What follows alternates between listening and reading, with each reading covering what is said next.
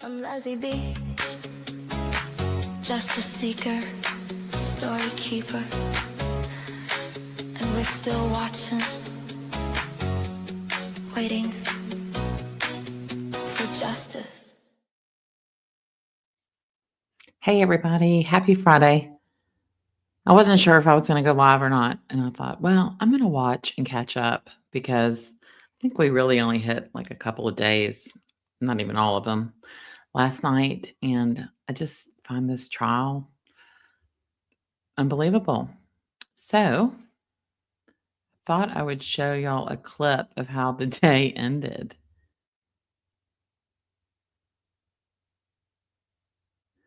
Tater, you said the guy in this picture that Leslie has up with a headband looks like Keith Richards. Yeah, I don't know what's going on with that. Hey, Ruth Ann, good to see you. Good to see you, John Smith and Tater. Yeah, I hit 12,000 subscribers today. That was exciting. So thank you so much.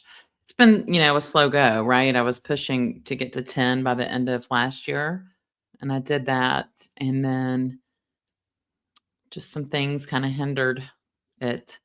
When I deleted a lot of content that I should not have. I should have put it on unlisted, but it's okay. Oh, hi, Miss Poffles. Good to see you.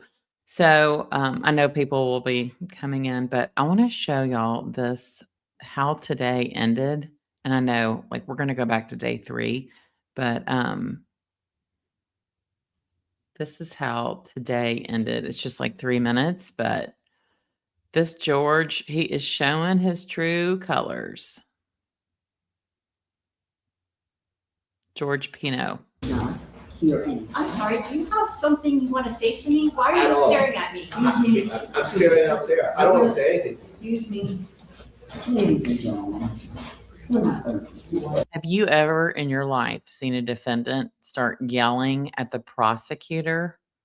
Are you freaking kidding me? Hey, True Crime Wifey in Brooklyn and riding shotgun.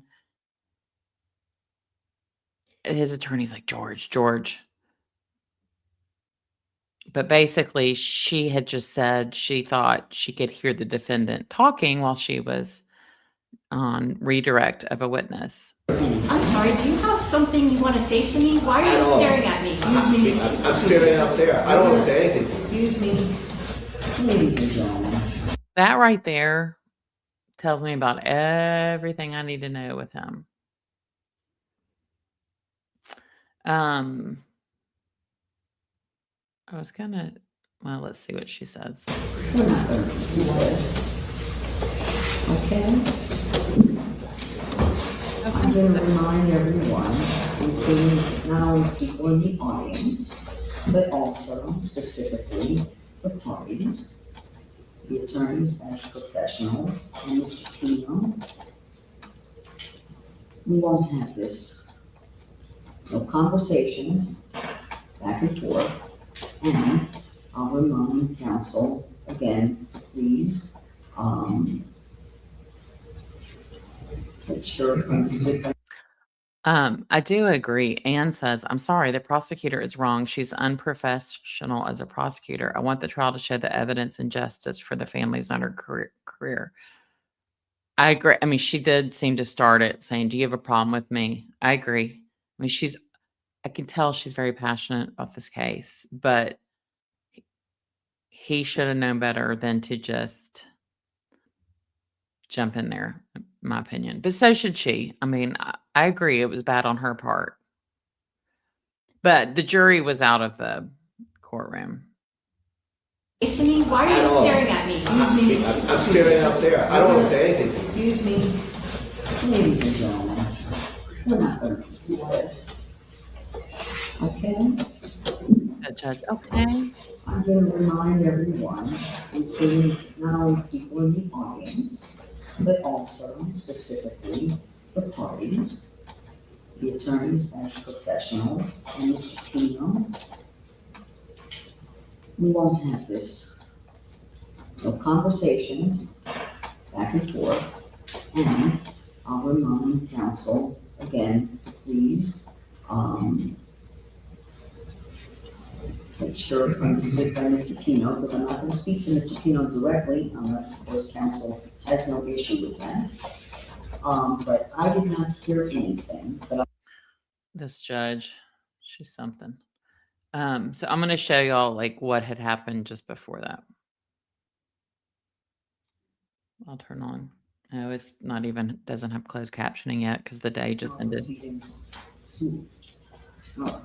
So that's all I have, and that would be the end of the state's case, and then we would move forward. I will ask, and I'm not going to comment because there's going to be defense motions at the close of the state's case. So if we do proceed, the defense should be ready to proceed with your witnesses for, I would imagine, sometime after lunch. I'd say have your witnesses ready before 1:30 or so in the afternoon. Just if we are proceeding past the defense motions, it should have them ready, okay? Does anyone have anything they want to talk about? Real quick, I have to laugh. Dreamscape, ever since she's or he has said this, that it looks like the set of The Lion King, this courtroom. It's got the song, It's a Circle of Life. Sorry, Leslie, I can't help it. But that's all I can see now. Now, Yes, Judge. Over one of the breaks, Mr. Shrevenick and I both signed off on a stipulation regarding the fact that the defendant's vessel was in operable condition on the day in question. I'd like to ask if that can be marked as a court exhibit and admitted into evidence. all right, defense?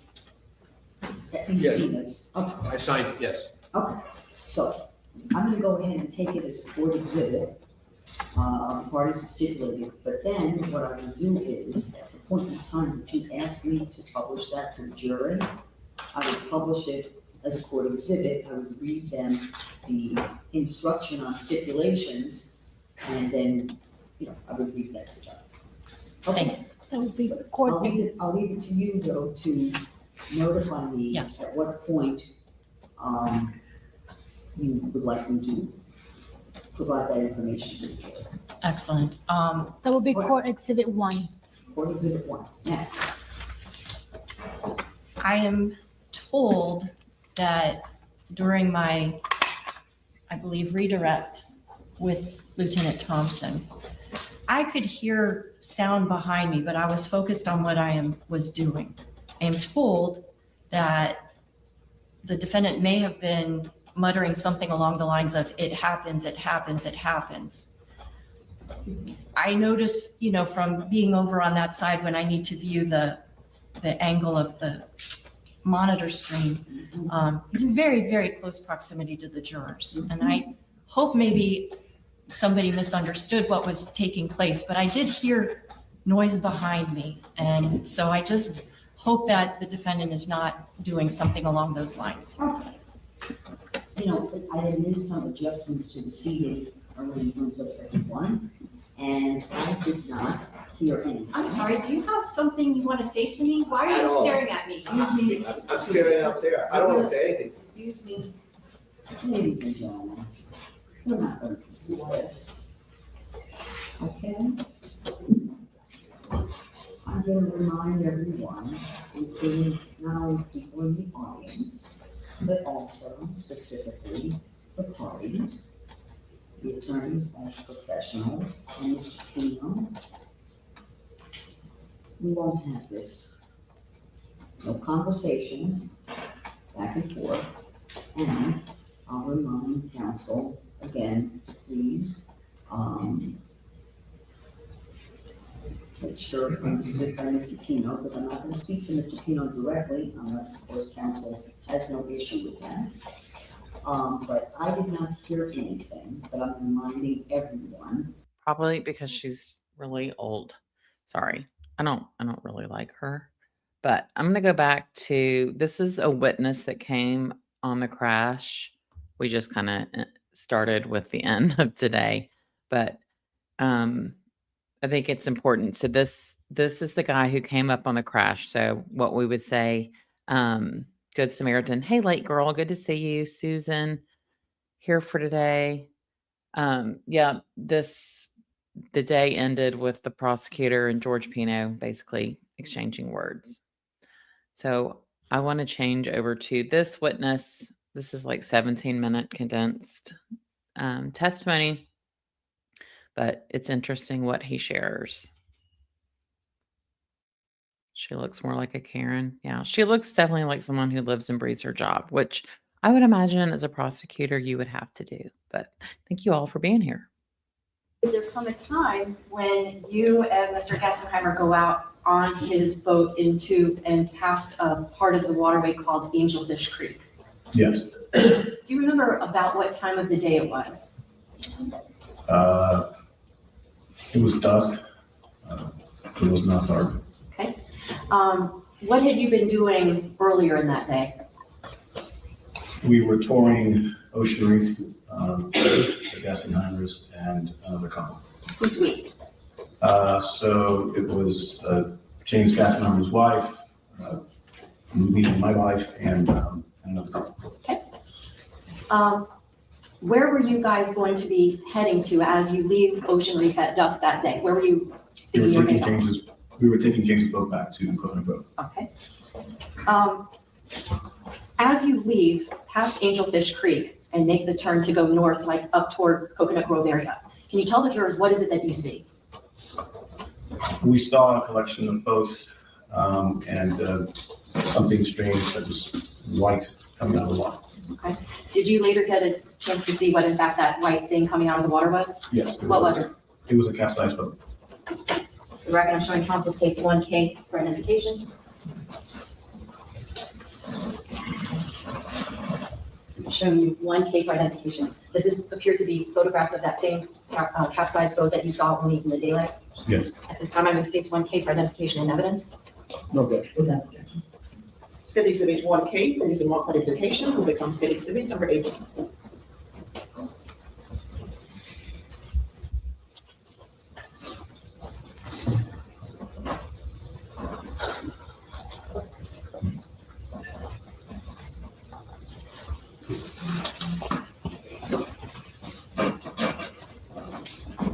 Can you tell us what happened as you and Mr. Gassenheimer approached this capsized boat?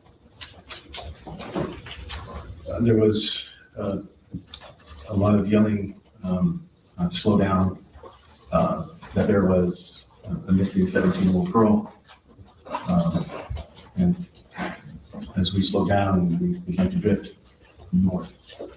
We were heading in the direction of the capsized boat. Do you see if there's any people in the water at that point in time? I do not. Were there other boats that did have people on them? Yes. Did some of those people that were on boats appear to be teenage girls? I believe so. That boat was a little further in the distance. Was that boat a larger type of a boat? Yes. Did it have a platform at the back of it? Large platform, yes. As you get closer and closer to this capsized boat, do you see if there's anybody near it? Yes. Who? The defendant, Who? What is his name? George Pino. I want to ask you, did you know George Pino from before that day? Yes. How did you know him? We were friends. Tell us about what happens as you approach that boat. As we approached the boat, I asked George if it was him, and he said it was. I asked him what happened. He said that they had hit a marker. I asked if he was okay. He said he was. And then he said that they were looking for this 17-year-old girl. Do you see George Pino in the courtroom today? I do. Can you please point to and describe the article of clothing that he's wearing for the record? He's over there. He's wearing a blue suit with a white shirt and blue tie. Stipulated. Oh, it's original. Do you remember what part of this capsized boat you saw the defendant next to? He was holding on to the bow of the boat. Do you see where the bow of that boat would be in either?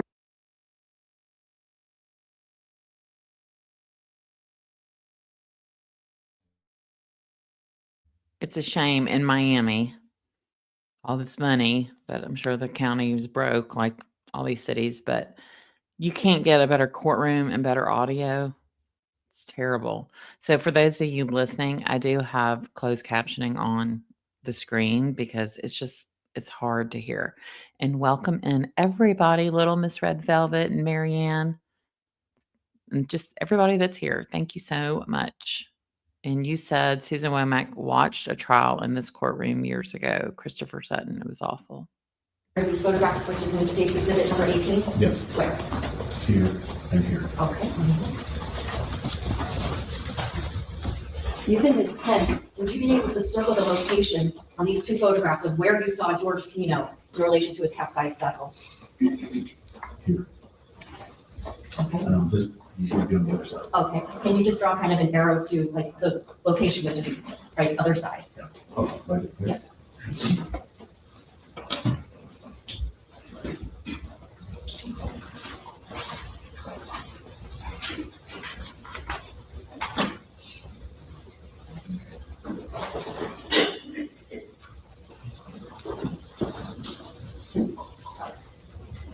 In the lower photograph where we see all the damage, is that the port side of the boat or the starboard side?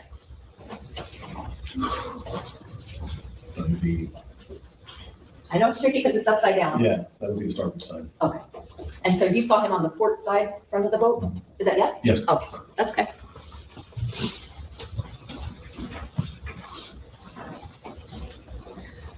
So as you have this exchange of information with the defendant, are you like right up in his face? No, Are you still on Mr. Gassenheimer's boat? I was on Mr. Gaston's boat, yes.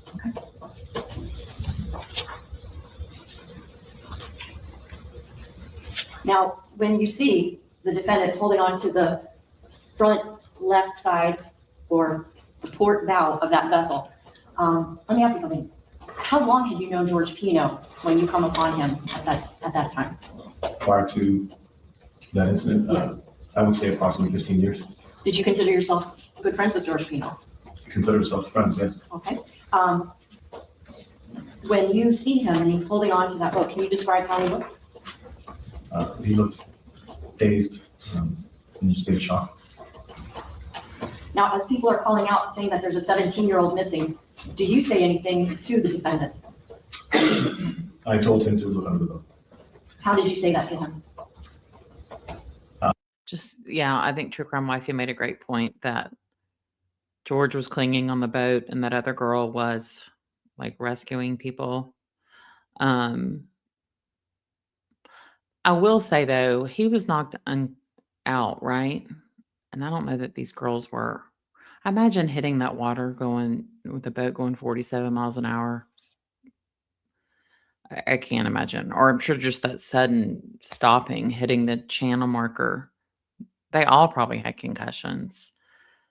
And he did have a big gash. I'm not trying to defend him. I'm just trying to look at it fair, but As best you can recall, even though we're in a courtroom, can you please try to recreate the manner in which you spoke to George Pino from Mr. Gassenheimer's boat?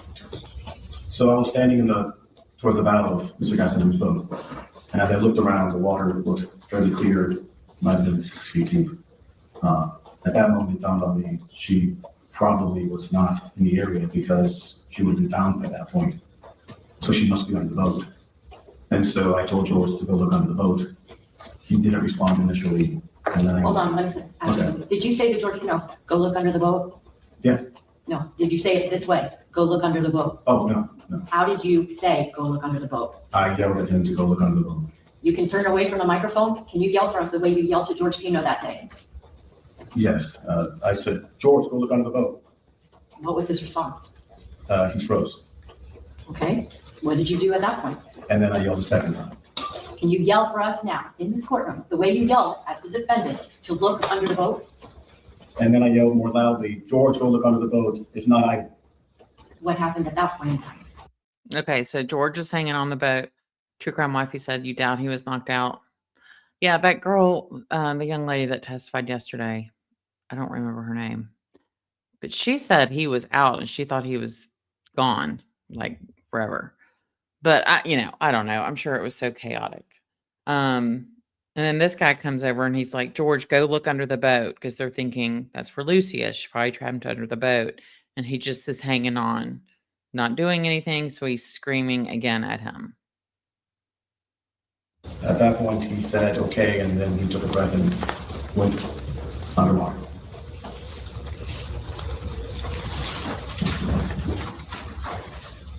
Did he come back up from underneath the boat? Yes, Did he have anybody with him? Oh, Trick on my feet. I got the impression though that it was like on the boat before they jumped off, but maybe I missed that. I hear what you're saying because I thought she said it was like next to the console or something. I don't know. When he came back up from underneath that boat? he had Lucy. Tell me about, who is Lucy? Lucy was the 17-year-old missing girl.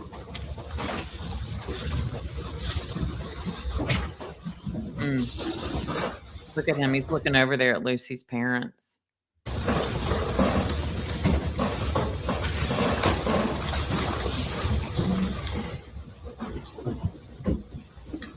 This definitely must be the Miami hairstyle, though. The slick back and the longer hair.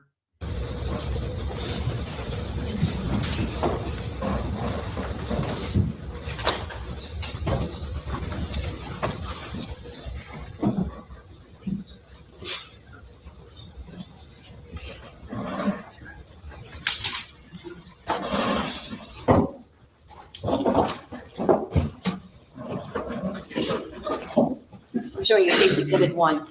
Do you recognize who this person is? Yes, Who is it? Lucy Fernandez. Did you ever know Lucy Fernandez when she was alive? No, Did you know her parents? yes, What are her parents' names? Andy and Melissa. How did you know them? Through the Epiphany Parish community. Common friends. Pardon me? Common friends. Now, can you describe for the jurors, what do you actually see as George Pino comes out from under the boat with Lucy? As George comes out of the boat with Lucy, there was a small boat nearby that he was trying to swim to. And then we turned in that direction so that we could help. And that's when James Gassenheimer tells me that he knows CPR and he jumped out of the boat. And I took control of his vessel. And where did James Gassenheimer go once he jumped off the boat? He swam towards the boat that George swam towards, and he got on the boat and began doing CPR on Lucy. Okay, so this guy he came upon the crash when it was done, but he's known George for 15 years. I don't know if he had a child on the boat or knows him from the school. They didn't say that. So he says, George, go under the boat. George hangs there and he says again, George, go under the boat. So George goes under. He says the water was maybe 6 feet deep and comes back out with Lucy. And we know she died from drowning, not from her injuries, because she was stuck under the boat. And then I guess this man on the boat that he was with, no CPR.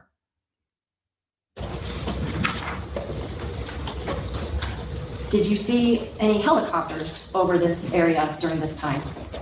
Yes, What did you see with the helicopter? Oh, yeah, that's right, Dreamscape. Thank they you. had a, Dreamscape, you're right. They know each other from church. I get the impression they knew each other from church. He said something about Epiphany Parish Council. You're right. Thank you. I guess a rescuer from the Coast Guard on a cable. He was dropped into the water. He swam over to the boat. He got onto the boat and then he took over for the CPR. Does that boat remain in the same place? Or let me rephrase that. Does Lucy remain on that small boat? Not in the entire duration, no. Okay.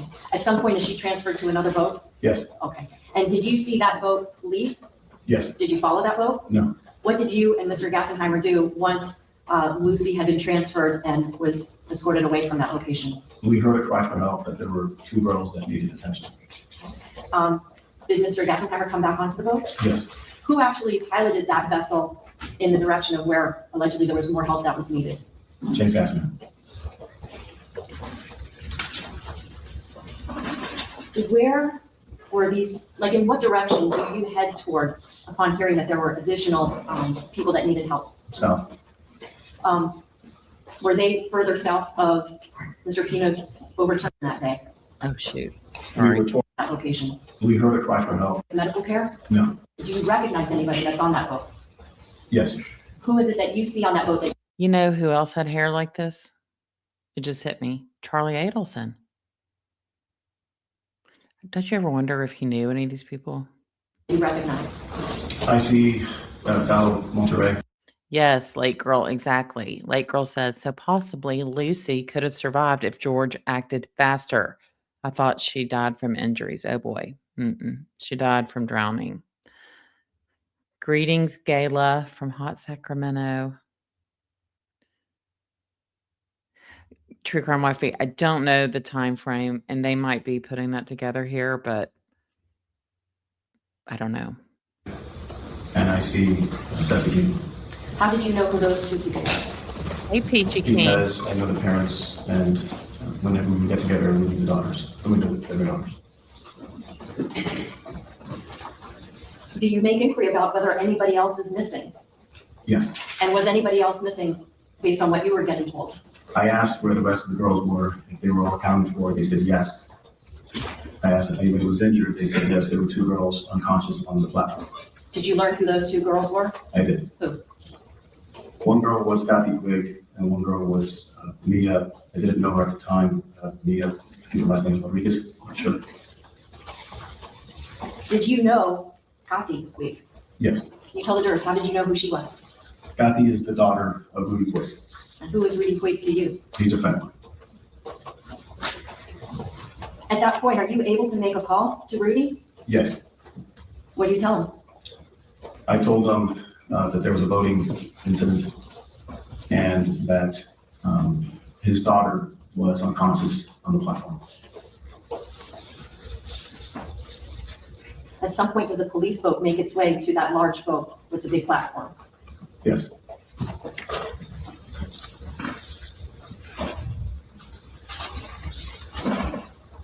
Yeah, I would say that's one of my worst fears, being trapped underwater. I'm guessing she was probably knocked out and then trapped. I don't know. I'm just speculating. Had you seen Kathy Quigg earlier that very day? Yes. When you were out on the waters with Mr. Gassenheimer that afternoon going into the later hours, what was the weather like? It was very great. We commented as to how beautiful it looked. It was very calm. Without getting into any details, is Kathy in the same condition now as she was before No. this crash? No. No other questions? Yeah, Monterey. Oh, what's happened? Did that end? Hold on. I was looking at Lucy Fernandez's website to share with y'all. Did there come on the waters with Mr. Without getting into any details, is Kathy? Okay. Then there was another young lady that was on the boat, and she testified. This was day 2. I just wanted to hear this, but I also wanted to show y'all Lucy Fernandez's website. This is like a really good website. This is so sad. So this is Lucy who died. So her parents founded the Lucy Fernandez Foundation about Lucy. And they put on their excerpts from her college essay because she was applying. But look at all these pictures, y'all, that they put on here. I mean, I have chills right now. Look at this.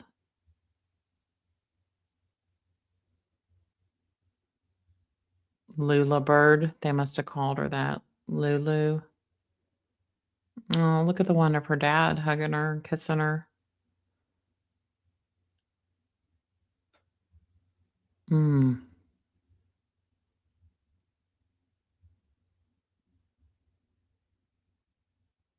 Wow. And then they've got listen to Lucy's college essay. This is lucyfernandezfoundation.org. I've never seen a website quite like this. It's really good.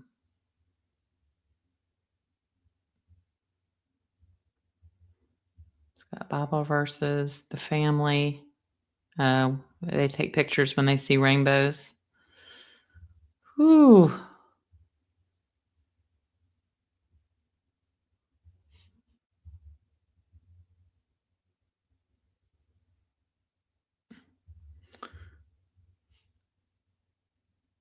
Wow. Okay.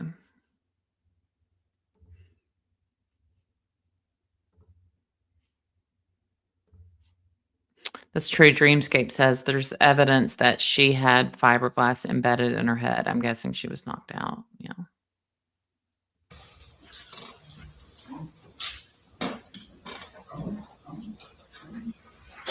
All right, please step forward if you would. Please the clerk, raise your right hand, be sworn. Do you swear affirm testimony about the case to be the truth, the whole truth, and nothing but the truth? Yes. This one.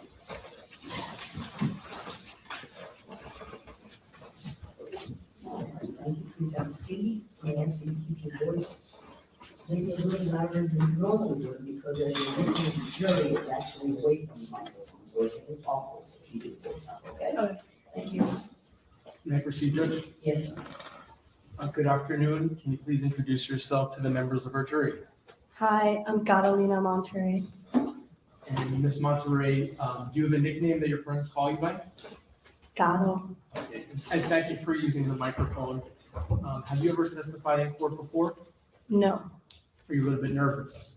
Yes. Okay, so we're going to take our time, and if you need a break, just let me know, okay? Ms. Monterey, how old are you today? 21. Are you attending college? Yes. Where do you go to school? Syracuse University, And what are you studying at Syracuse? Health and Exercise Science. What do you hope to be when you graduate? Something in pharmacy down the line. Okay. And what year are you in? Going to be a senior. Did you grow up here in Miami-Dade County? Yes. Where did you grow up? Where did I grow up? Yeah, like what area of the county? Like Kendall, South Miami in the past. And where did you go to high school?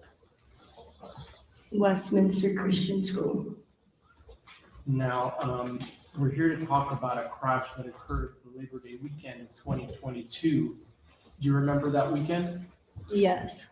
And do you remember the day of the crash? Yes. So let's talk a little bit about the people that were there. Were you friends with Ceci Pino? Yes. How did you meet Ceci Pino? Little Ceci. Little Ceci.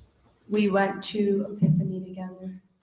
Is Epiphany high school or elementary school? It's an elementary and middle school. So was she someone that you knew a very long time? Yes. Was she a close friend of yours? Yes. Did she go to the same high school as you? No. Where did she go? Carrollton. Because you went to different high schools, how did the two of you meet? How did we first meet? Yeah. Well, he just said from elementary and middle school. At Epiphany in elementary, or before elementary, like pre-K kindergarten. Did you ever meet her parents? Yes. Did you spend a lot of time with George Pino? Yes. How about Mrs. Pino? And when I say that, I'm referring to George Pino's wife. Yes. Did your parents know the Pinos, Mr. and Mrs. Pino? Yes. Would you go over to their house? Yes. I want to ask you about some other people. Did you know a young lady named Lucy Fernandez? Yes. Was she also a friend of yours? Yes. Did she go to your school? Epiphany, yes. And how about your high school? No. Was Lucy a close friend of yours as well? Yes. How about a young lady named Kati Tweed? Did you know her from high school? Before elementary, I met her. So pre-K. And was she also a close friend of yours? Yes. Now, did there come a time when you were invited to spend Oh my God, this is feeling like Legally Blonde questioning. Labor Day weekend at Ocean Reef? Yes. And I'm referring to the birthday party for Ceci. Yes. Were you excited for that weekend? Yes. Were your friends excited for that weekend? Yes. Did you know all of the girls that were attending this birthday weekend? Yes.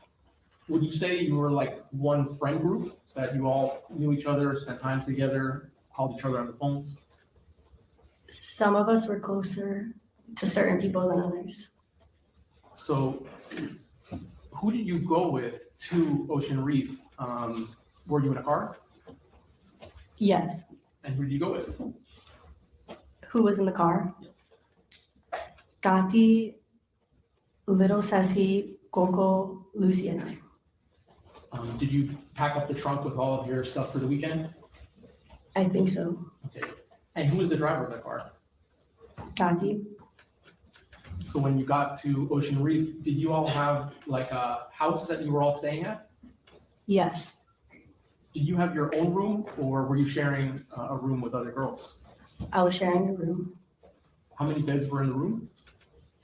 I don't understand this questioning. This is horrible. In my room, Yeah. 2 beds. So just so that I understand, was it 2 girls per bed? Yes. Was this a house with several bedrooms in it? Yes. I don't know how many. Okay, and how about bathrooms? Did you have your own private bathroom, or were you sharing bathrooms? I believe we were sharing. Did George Pino and his wife also stay in the house that the girls were staying at? Yes, I think so. All right. So when you all get there, now we're talking about September 3rd, 2022, the day before the crash. Did you all have like a special dinner at the house? Before, so this is on September 3rd. I'm sorry. September 3rd, yes. Yes, that night we had a dinner. And this was, I guess, at the house where people were cooking for all the girls who were staying for the party weekend? Yes. Okay.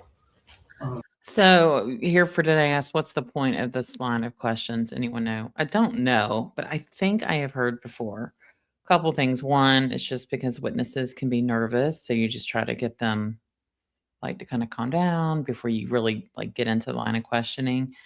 And also, I think you can kind of establish like a baseline with them. Maybe I've been watching too much Dr. G. You didn't go out on a boat on September 3rd, correct? Correct. Okay. Do you remember what you guys had for dinner that night? I don't remember. And that's totally fine. Do you remember around what time you went to bed that night? Did they not have paella? Around like 2 a.m., I'd say. Now, when you went to sleep that night, did you know what the plans were for the 4th, the very next day? Yes. What were the plans for the girls to do on the 4th? In the morning, I know we had pickleball and then to go on the boat and then dinner. So whose boat was it? George Pino. And was he the person who steered the boat when you went out to Ocean Reef? Yes. Had you ever been out on the water with him before? Yes. Had you been to Ocean Reef before? Yes. Had you been to this specific house where you? Good question, Anne. I wonder if Wendy and Charlie like went out to this place on boats. I mean, it sounds like this is very much something that they all do down there. Stayed this weekend? No. So this was the first time that you were at the house this weekend that we're talking about? Yes. Okay. So when you wake up, was it a nice sunny day? I think so, yes. Okay. Clear skies? Yes. Did you go out and play pickleball? Yes. And just in case any of our jurors don't know, what is pickleball? It's kind of like tennis, but with not a net. Does that make sense? And less running? Yes. Okay. So how long? I don't understand that. Pickleball has a net. Did she just say it's tennis without a net? It has a net when I've played it. How long do you say you play pickleball for? Like 2 hours. I'm not sure, but I would say 2 hours. Did all No, like the girl that got injured Oh, I'm going to bring that up. She's got a spinal cord injury. It's super devastating. All the girls go to play pickleball? I think so. After you left playing pickleball, did you go back to the house to change your clothes? Yes, I think so. Okay. So when you boarded the boat, can you tell me the girls that boarded the boat with you?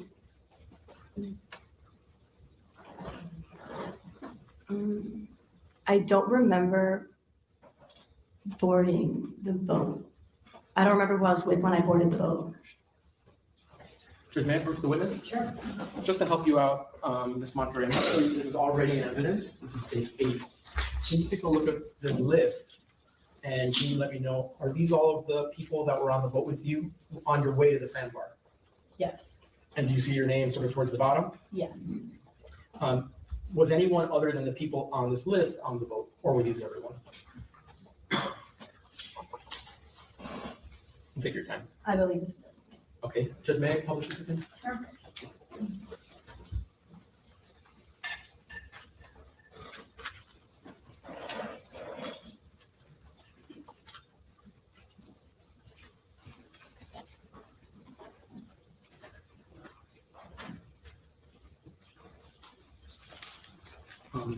What were all the girls wearing when they got on the boat? I think bathing suits. That would make sense. You're going to the sandbar. Was there a cooler on the boat? Yes, Now, in the cooler, was it stocked with drinks?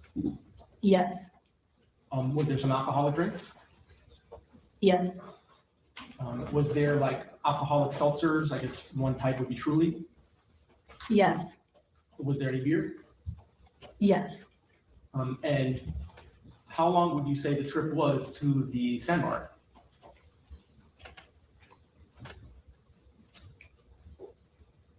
$30 minutes? I'm not sure though. I would guess 30 minutes. You're estimating. Mhm. Okay. So on the way to the sandbar, did you have anything to drink on the way?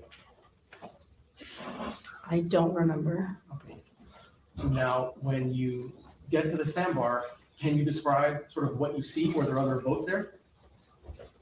I don't remember right when we got there were other boats, but throughout the day there was. So was there, I guess, another boat with young men that were there that you and your friends knew? Yes, And would the girls on your boat go back and forth between the Pino boat and the boys' boat? yes, Would you say that the boys on that boat were, part of your friend group? yes, And were they there also in part to celebrate Ceci Pino's birthday? yes, Okay. Now, did you have to swim from boat to boat? yes. Who would you say you spent the most time with? I don't remember, but if I had to guess, Google, I do. Was Coco the person that you were closest friends with that was there? Yes, All right. When you were hanging out, were you just kind of enjoying the day, having a fun time with your friends? yes, Did you have, or did you drink any of the drinks that were packed in the cooler while you were at the sandbar? yes, I'm just gonna guess this is this guy's first time having a trial. Lake Girl says my daughter just went by the Corey Richens mansion. She said they're working on it. Crazy. Do you remember what kind of drink you had? Truly's. And Truly's, like I mentioned earlier, is like alcoholic seltzer water. Yes, I believe. Were your friends drinking with you? Yes, How about the adults? Did you see George Pino holding a beer? yes, I'm assuming you weren't focused on George Pino while you're playing with your friends, were you? sorry, can you repeat that? Yeah, I guess what I'm trying to say is, were you like counting the amount of drinks that George Pino was having? No, But you can't say that you did see him. You can definitely tell this girl, and I don't blame them. Her parents probably had her talk with an attorney on how to answer because she's doing a good job in that she's only answering what she's asked, right? She's not giving any extra information. She seems to really be listening, in my opinion. Having a beer in his hand at one point? Yes. Okay. Did you actually get on the boys' boat? I think so. Was there like music playing at the sandbar? Yes, I think so. Did you see, or actually, I don't know if I asked you, do you know Lucy's parents? Yes. Did you see Lucy's parents at the sandbar? Yes. Okay. Did you ever speak to them at all? I think so. Just kind of like, hi, how are you? Kind of stuff? Yes. All right. How long would you say you stayed at the sandbar before it was time to go back to the house? I'm going to forward this a little bit. Was she right? Yes. Is that you? Yes.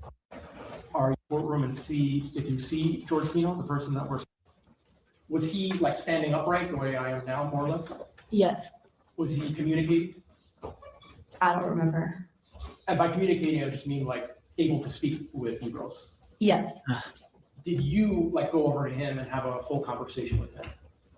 No, I don't think so. Okay. Who were you mostly staying with and talking to? Coco?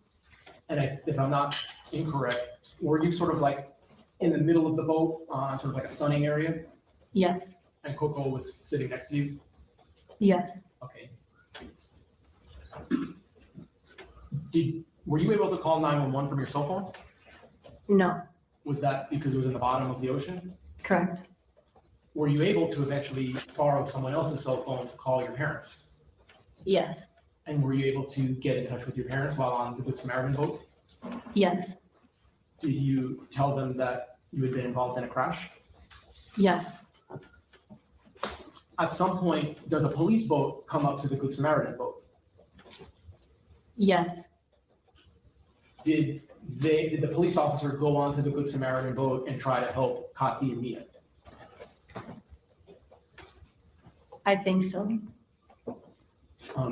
Now, eventually, do you leave on a boat with some of the girls that are uninjured or relatively uninjured? Yes. And then the girls that were more injured, like Kati and Mia, did they go with another boat? Yes. Okay. Now, Lucy Fernandez, after the crash, right, you had said that she was sitting next to you. Do you ever see her again? No. Do you know what happened? And not from what people told you, but from seeing it yourself, do you know what happened to Lucy? No, I never saw her after. Okay.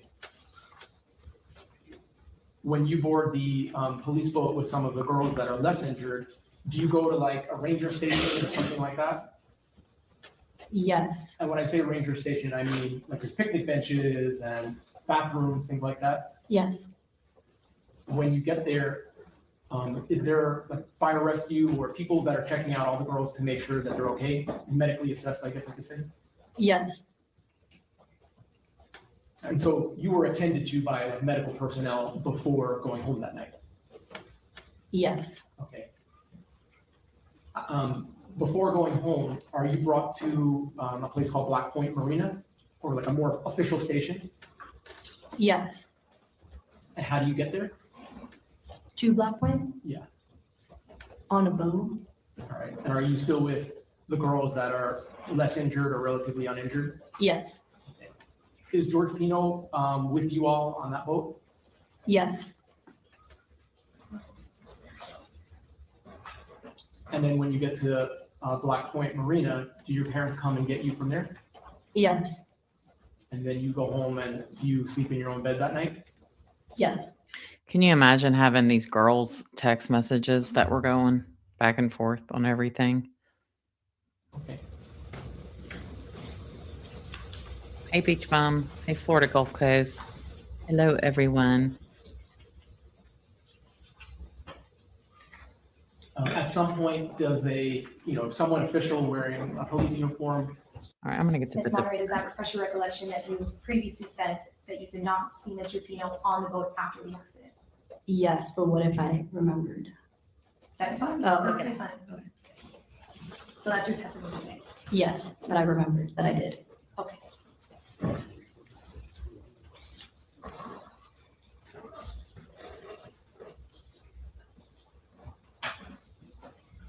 And did you ever say that you had seen Mr. Pino on the floor unconscious?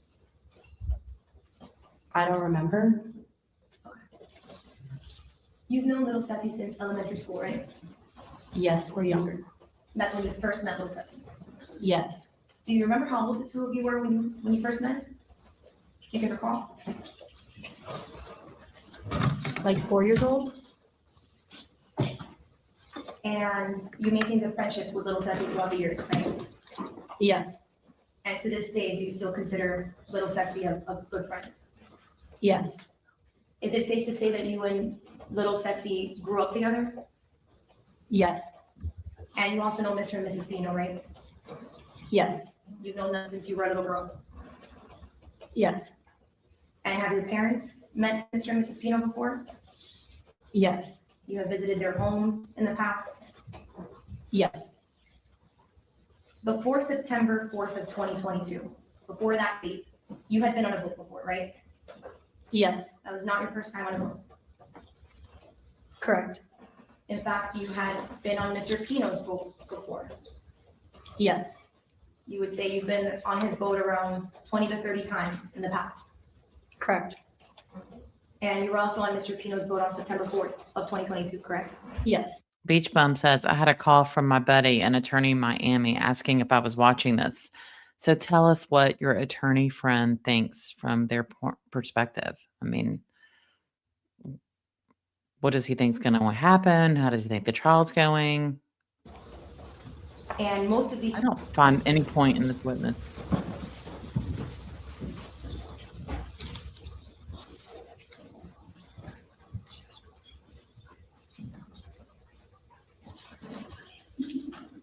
Oh, wow. Here for today, broke their arm. Water skiing.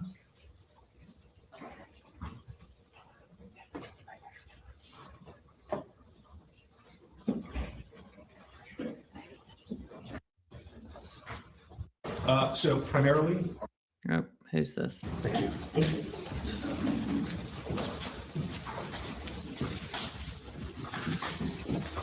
Good afternoon. Good afternoon. Would you please introduce yourself to the judge? My name is Brent Reitman. I'm a civil trial lawyer at Broward County. How do you like being on that side of the podium? It's an odd sensation. Okay. How long have you been an attorney? I've been an attorney since 2010. I've been practicing civil trial law for the last 13 of those years. Are you a solo practitioner or are you part of a firm? I'm part of a law firm with 3 other attorneys. Who are those other lawyers? It's myself, Scott Lieberman, Ivan Cabrera, and Sean Thompson. For those who may not know what a civil trial attorney does, can you tell the jurors a little bit about the type of law that you practice? Absolutely. So primarily, our law firm handles cases for victims or their families who have unfortunately befallen catastrophic injuries. I want to ask if your firm was retained by the family of a young lady by the name of Katerina or Kathy Puig. Yes, And was that in relation to injuries that she suffered as a result of a boat crash that occurred on September 4th, 2022? yes, Were George Pino and his wife, Cecilia Pino, 2 of the people that the Puigs were suing as a result of what happened to Kathy? that's correct. Maybe approach on legal issue.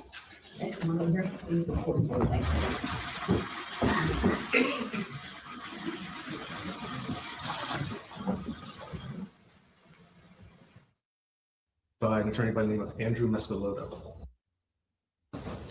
In the course of that litigation, did you send to an attorney for George and his wife a document called an interrogatory? Yes, Okay. First, what was the name of the attorney that was representing the defendant and his wife? it was represented by an attorney by the name of Andrew Mescalotto. Would you explain to the members of the jury what is an interrogatory? Absolutely. In civil lawsuits, parties go through a phase of what's called discovery, where each party is allowed to gather evidence to support their own claims or to learn about the adversary's defense. Okay, hold on. He's representing, or he represented Katie Puig, who was injured. And I want to share, this is just like a 4-minute video, but it shows her injuries from the children's hospital down there. I'll tell you something that I have. These are the hospital things that when you check in, and this is ER 923. And I think she got there maybe 15 minutes after that or something. And it's a memory of that night. To me, being named Player of the Year is an honor because I've worked hard all season long, and it kind of just shows all the hard work I've done. So obviously that's before the accident. She was a star soccer player in high school.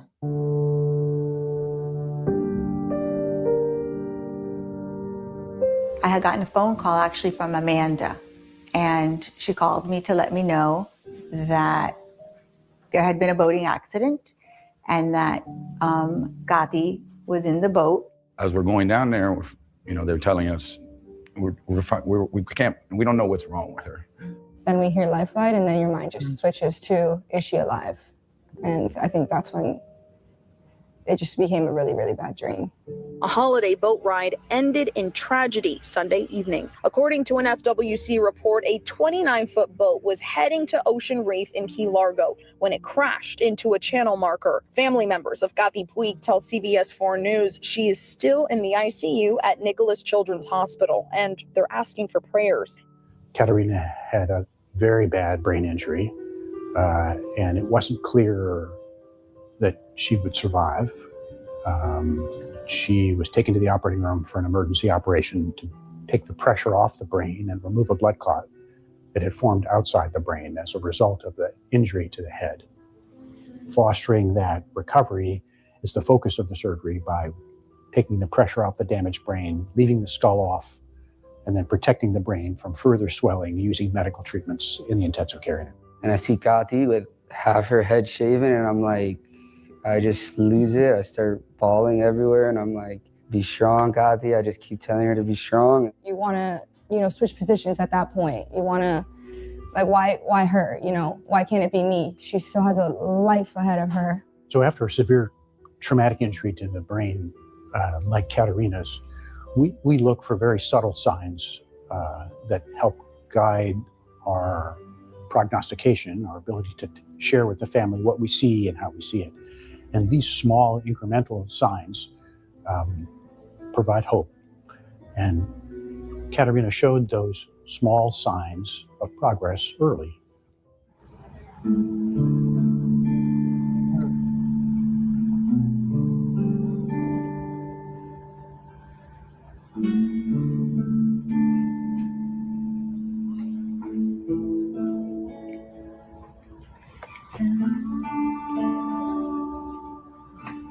If it was not for Nicholas Children's, Oh, wow. I think that In that picture.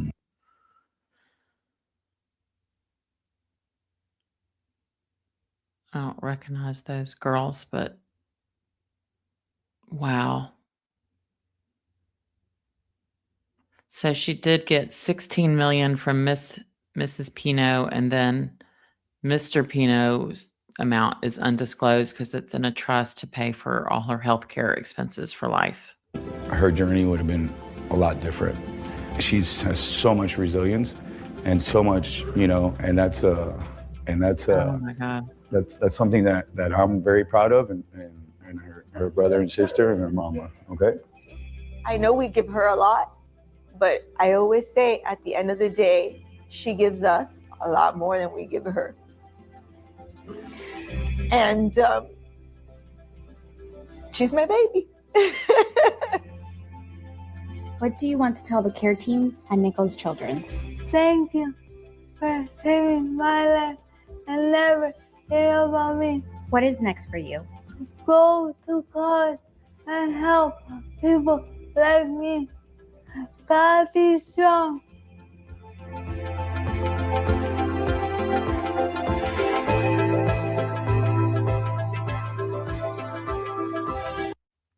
I mean, wow. They need to show that in court. Whew. Oh my God. All right. Yes, riding shotgun, who's a nurse, says you can see the residual deficits from her head injury. Did she have a spinal cord injury too? Yes.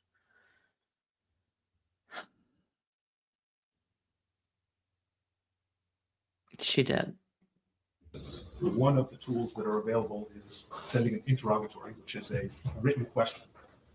That question has to be answered under oath or subject to the penalties of perjury. For the record, I'm showing counsel states 1X and 1W. Subject to the prior objections, Your Honor. Right. Mr. Wright, I'm showing you states 1W and 1X. Can you take a moment, look at each of these exhibits and tell us if you recognize them?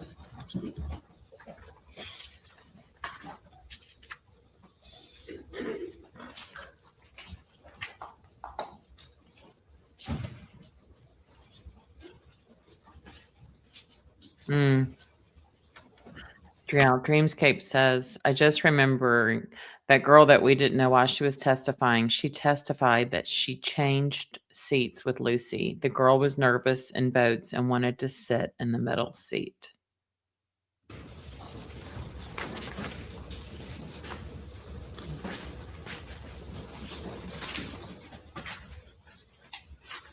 I recognize them, yes. Are these in fact the interrogatories or the answers to your interrogatories that was filed in the lawsuit against Mr. George Pino and his wife? Yes, they are. Judge, at this time I've moved states 1X and 1W for identification and evidence. No objection, Your Honor. All right, no objection there. 1W marked for this states exhibit 12 in evidence. 1X states exhibit 13 in evidence.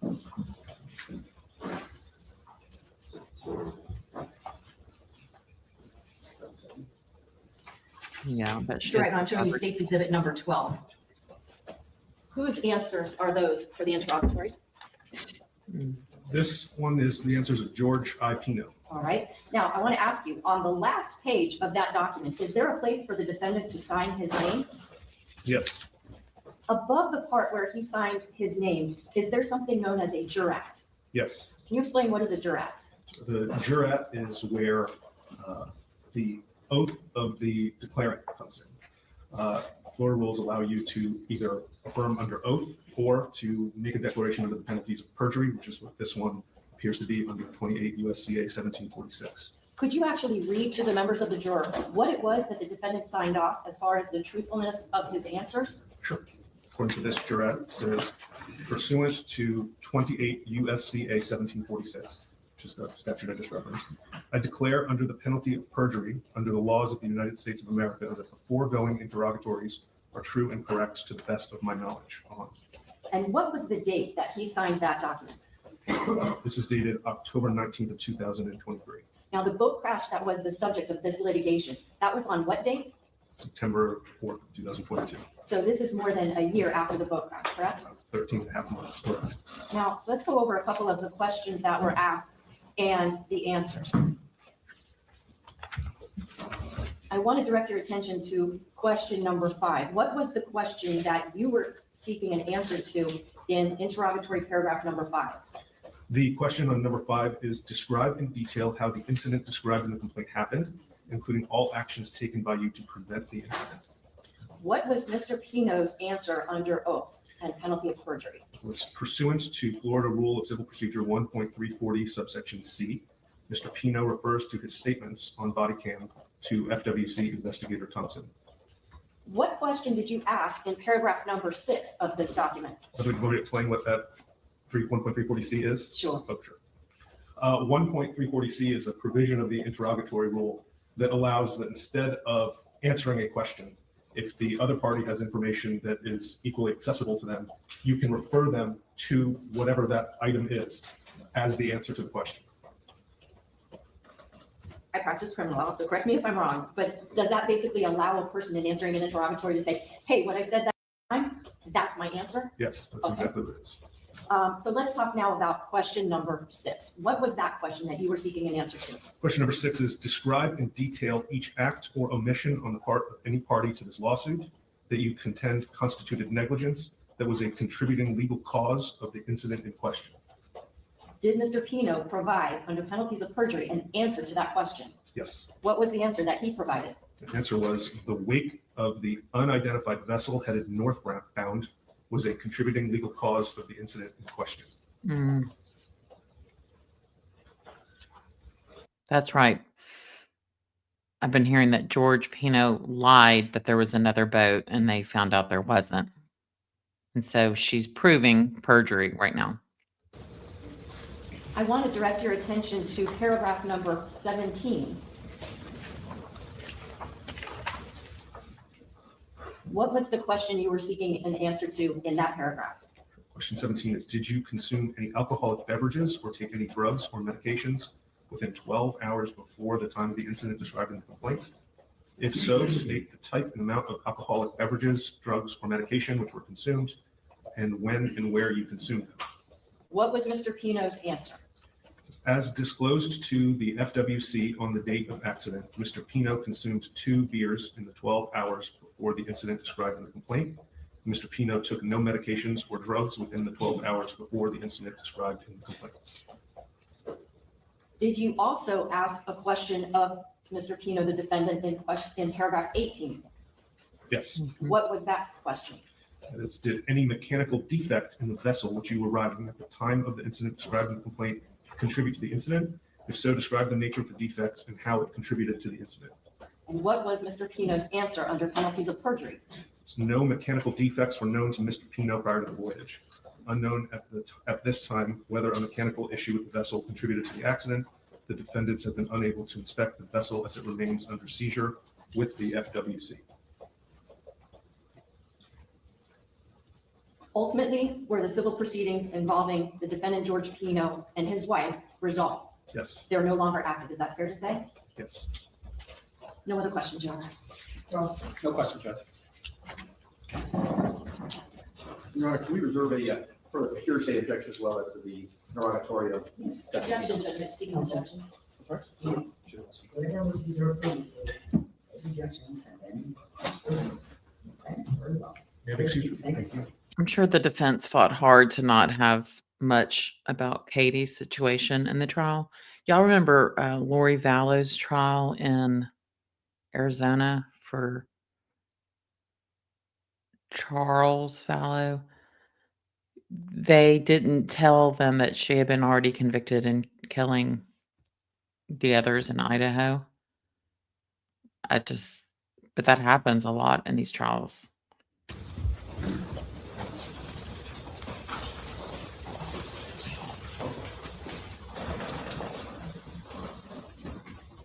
Yeah. Riding shotgun says, check the black box. Do boats have them? Oh, yeah, they got major GPSs. And what I've learned from the Brian Hooker case is that the batteries on these boats serve like a black box. Michelle says, Pino is guilty as charged. I've been a boater all my life. There was no excuse for him to go as fast as he was going. Irresponsible. Yeah, Tater says, this is the crux of why they are trying him, because he lied. True Crime Wifey, the police didn't seem to have a sense of urgency regarding the investigation. Pino should have been taken immediately to the hospital for blood draw, not 5 hours later. And I don't even think he was arrested for like 2 years. Well, they charged him, and then later on they charged him with the manslaughter. Yeah. Hey, MMDNP, you said how much was George's boat worth? Do you know? When I Googled it last night, it said that those boats, I mean, they range, but anywhere 120 to 150,000.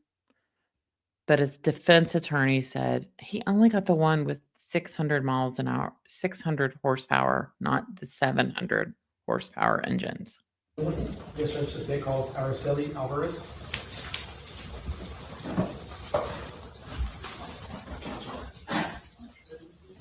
Playa Largo? And is Playa Largo a resort? It's a resort.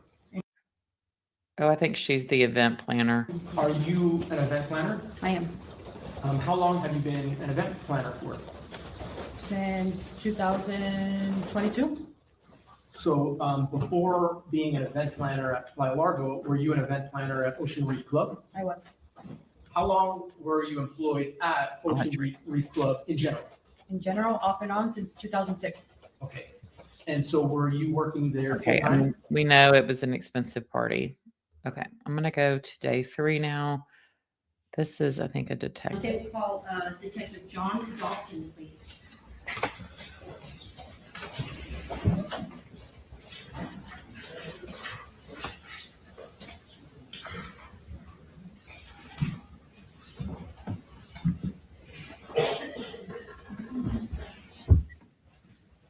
Yeah, he went from crying with the opening statement to hyperventilating, and then today snaps back at the prosecutor.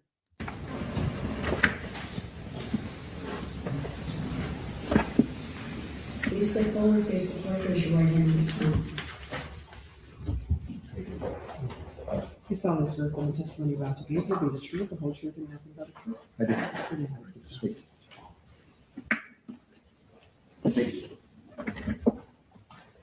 Good afternoon.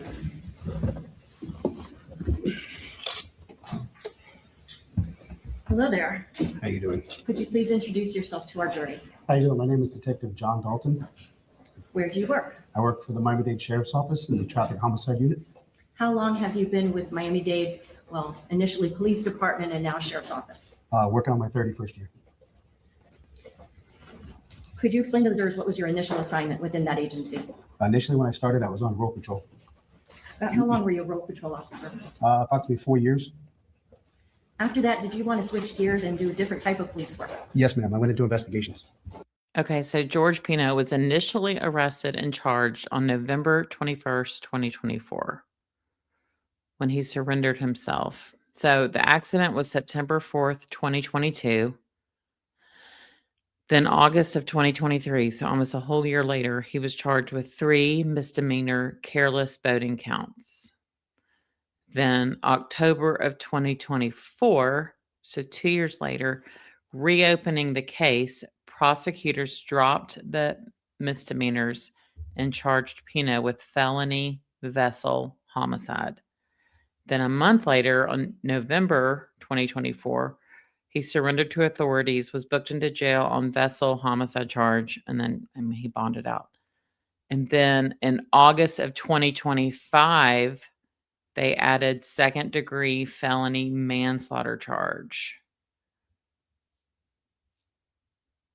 Can you tell some of the jurors different types of investigations that you've handled? I did Up to when you went to traffic homicide. general investigations, shooting, stabbings, burglaries. I did prostitution. I did, Wait a minute. You did prostitution? well, I was actually a certified decoy doing prostitution details. Okay. So I worked prostitution. I did street level narcotics.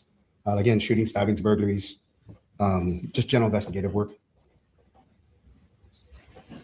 Are you familiar with the term FTO? Yes, What is an FTO? a field training officer. What are your responsibilities if you're an FTO? You're actually an officer that works on the road that trains all the new officers that are coming out to basically get them up to speed on being an actual one-man effective officer on the street. For how long were you an FTO? Off and on, probably 4 years.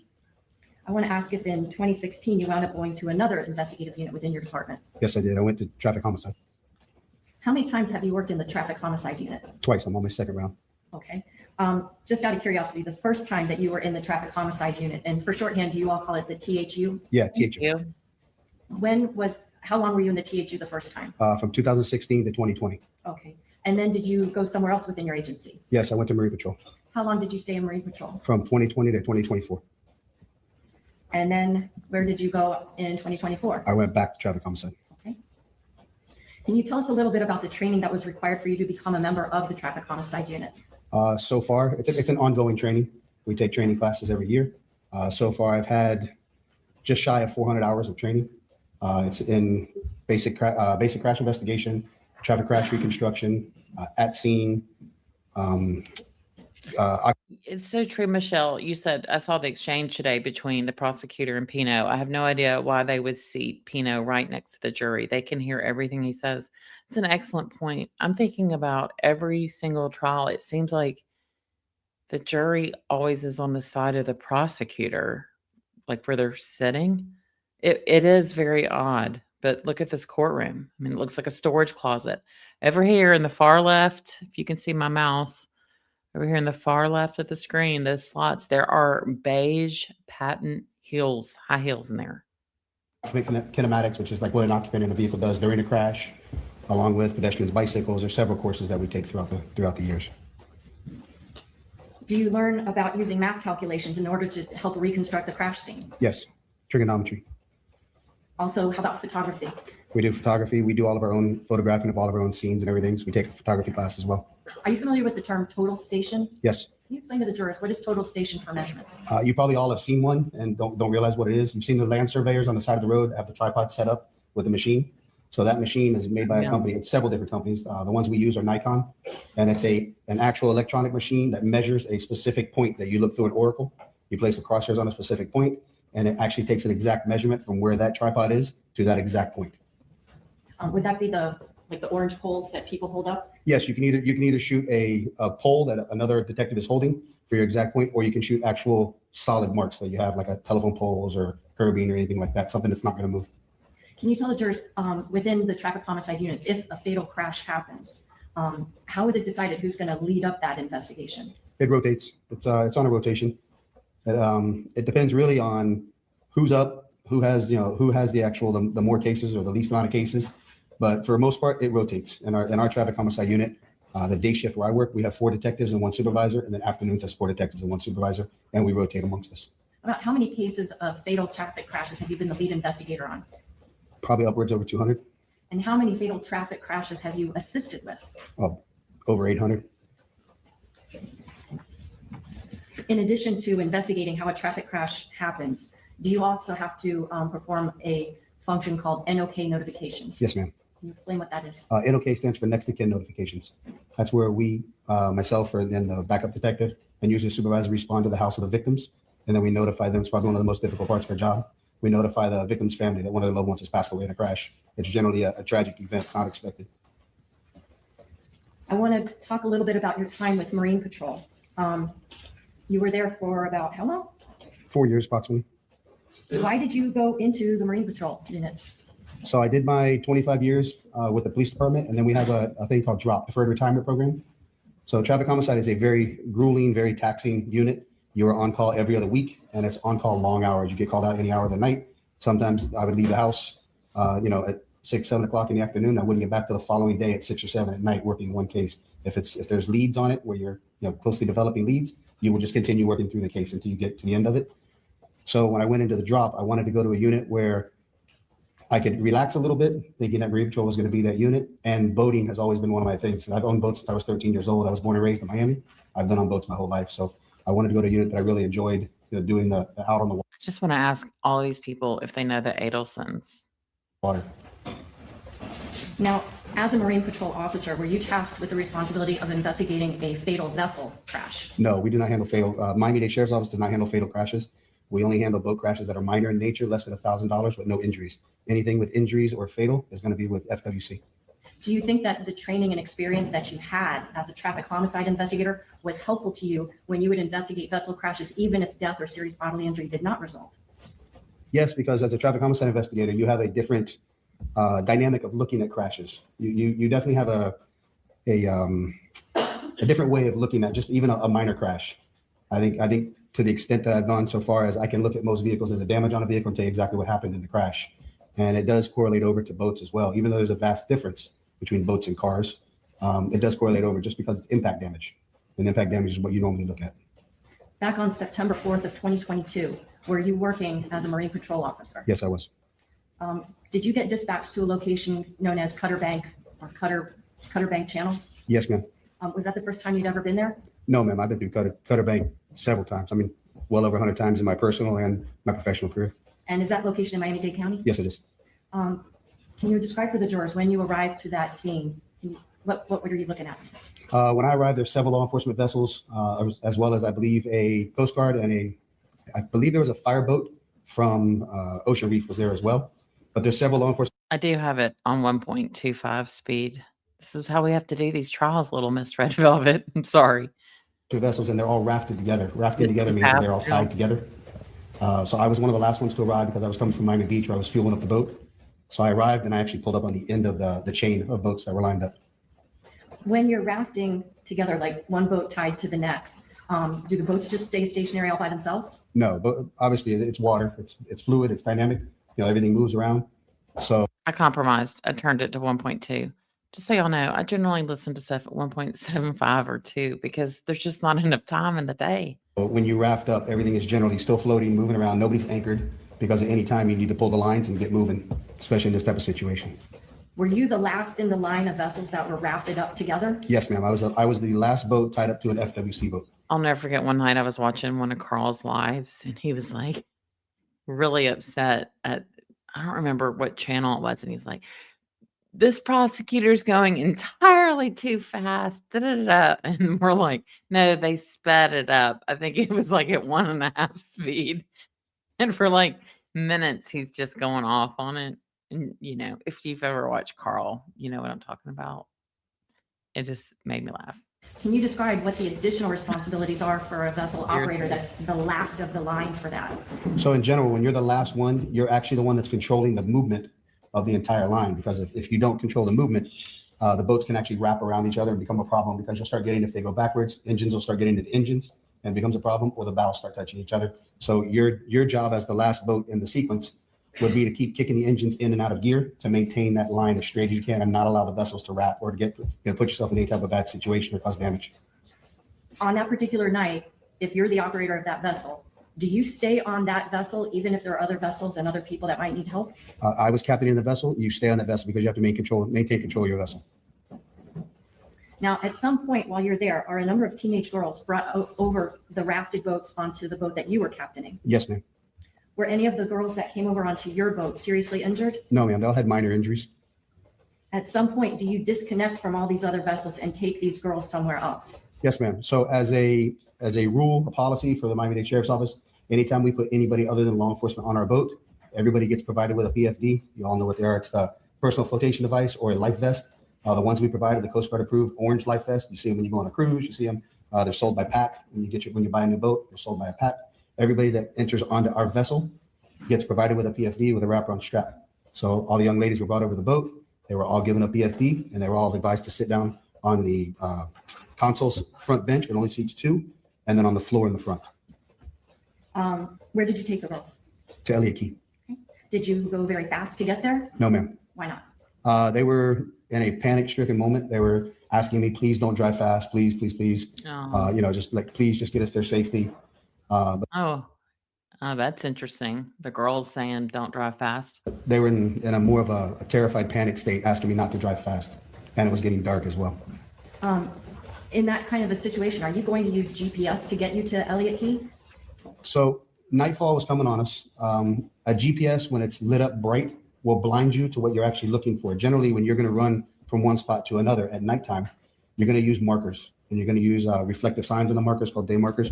So you can use a GPS, but it's going to be very dim, but you don't solely rely on that. You look at your markers while you're running. You're going to be running the ICW channel all the way up.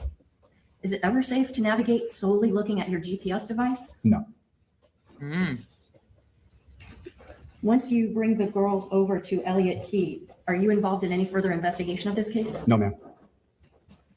Now, you mentioned something about that you went to the Marine Patrol Unit because you were kind of sliding into retirement mode. Yes, ma'am. Did you like working there?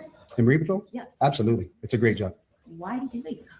I ended up having 3 pinched nerves in my neck. So I suffered some physical setbacks from the constant pounding of the boat. The sun beats on you constantly. It's truly a young man's job. Your knees, and as well as it's very taxing, very fatiguing on the body, being that we work 10-hour shifts and you're required to be on that boat, 7 to 8 hours a day on the boat. It's a taxing job for the operators and the Marine Patrol officers on the boat. So it's very fatiguing to you. Any sense of how Bobby Bruto lasted so long in Marine Patrol? No clue. You'll have to answer that one. Yeah, I think ICW was the international. Would that been like the waterway, international channel waters, like True Crime Wifey says? Sounds like that, something like that. Maybe that is this dog? It's possible. The county does take every measure for us. They do give us fatigue pads to stand on, so you're not taking a brutal beating. We do have some boats that have shock absorbing seats on them to sit down on, but for the most part, you're standing up for most of the time, conducting law enforcement duties. I want to ask you if over the course of your career handling traffic crashes, has EDR data become really important in those investigations? Absolutely. What's an EDR? It's an event data recorder, which is a black box. I know you all heard on an airplane, they always talk about recovering the black box. So vehicles have an EDR, which is a black box in the vehicle as well. It records events such as when you're involved in a crash. It goes back and stores 5 to 10 seconds worth of data on that box. And then we're able to use that with a system that we have to download it. And it tells us exactly what the vehicle was doing, the dynamics of the vehicle, driver inputs, everything to that nature, steering, percentage of gas, percentage of brake, everything basically what happens to that vehicle, as well as speed and impact points. And it also covers change in velocity, which is when there's an impact, it moves in the opposite direction. Are you familiar with GPS data that is gathered on vessels? I know what GPS is. In terms of knowing what it is, not in terms of. I know what it is, but I don't know anything about downloading it or analyze. I've never done that. But you use GPS in your job? Yes, ma'am. Why would you say that it is not safe or that you would not find it prudent to navigate a boat solely using GPS? So as it gets dark, every vessel is required to turn on their lights, navigational lights, red and green on the front, anchor light on the back. There's no set lanes. There's no set highways. There's no curbing on the water. So boats are free to travel in whatever direction they want, obviously, except for going through channels. Channels is something that you have to stay between the markers for fear of running aground more than anything, causing damage to your boat. So that's why channels are marked. That's why they're called channels. And it's the safe way to navigate through shallow areas of the waterways. Twofold, for you to be safe, and number two, to not damage any of the waterways out there, to damage the sand flats or the corals or anything like that. A secondary thing is you never know what boats are coming, and GPS doesn't pick up boats. The only way you can pick up a boat is with a radar unit. And a radar unit only picks up a trail on it. So if you were solely to navigate your boat just by that, it would have to be a radar unit and a GPS unit as well. But it's you have to have your head on a swivel at all times, looking for everybody coming different directions. It's literally pitch black out there with a little tiny red and green light on it and a white light on the back of the boat. And the lights definitely get lost in the city light backgrounds, so you don't see them all the time. What about in the daytime? Would it be safe to navigate a vessel looking only at your GPS screen? Again, same rules apply during the day. There is no lanes. There's nothing designated on which direction you have to go. So vessels are coming from all different directions out there. So you can't solely rely on just your GPS. You got to keep your head on a swivel, we always ride two persons to a boat, two officers to a boat. One is constantly navigating the boat, and the other one is looking out for other vessels as well. We're constantly, we do it all the time. We warn each other all the time. Oh, well, Miss Pino was on her phone. Okay, the prosecutor is Laura Adams. She's a veteran prosecutor in Florida, currently serving as the Traffic Homicide Unit Chief and Senior Trial Counsel at the Miami-Dade State Attorney's Office. She handles high-profile, complex vehicular and boating homicide cases. And we obviously point out to each other, hey, you see the boat coming from the right, or you see the boat coming from the left? It's always a two-man system out there. Are you familiar with the term navigational rules? Yes, Are boaters required to follow them? you're supposed to follow the navigational rules. They don't always get followed, but yes, I'm sorry. Objection to the question she said. The sidebar, if you want. Sure. Are you familiar with the navigational rules? Yes, ma'am. Is that what boaters are supposed to follow? Yes, ma'am. And beyond that, are you familiar with the navigational rule about lookouts? I couldn't quote it to you, but yes, I know there is a navigation rule. Yeah, Tater says, my synopsis is George's typical rich guy, and he's gotten very complacent in life with his arrogance. Yeah, he's used to always getting his way. Can you explain what the importance of having a lookout is, based on your personal and professional boating experience? Objection, Judge. Lack of foundation. That's a few more foundational questions you can. You just testified that you'll have other officers, at least it's a two-man unit at a minimum, unit meaning a police boat. Correct. You'll have other officers there to help look for other items. Is that fair to say? That's fair. There's debris floating in the water and stuff like that. So yes, we everybody on the boat's keeping a lookout. Okay. And is that to keep you safe? Yes, ma'am. And to keep other people safe? Yes, ma'am. Are the Judge, rules? can we go sidebar, please?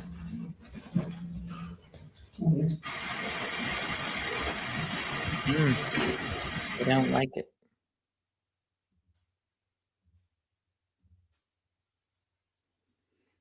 Little Miss Red Velvet looks like he needs a back rub. And voting.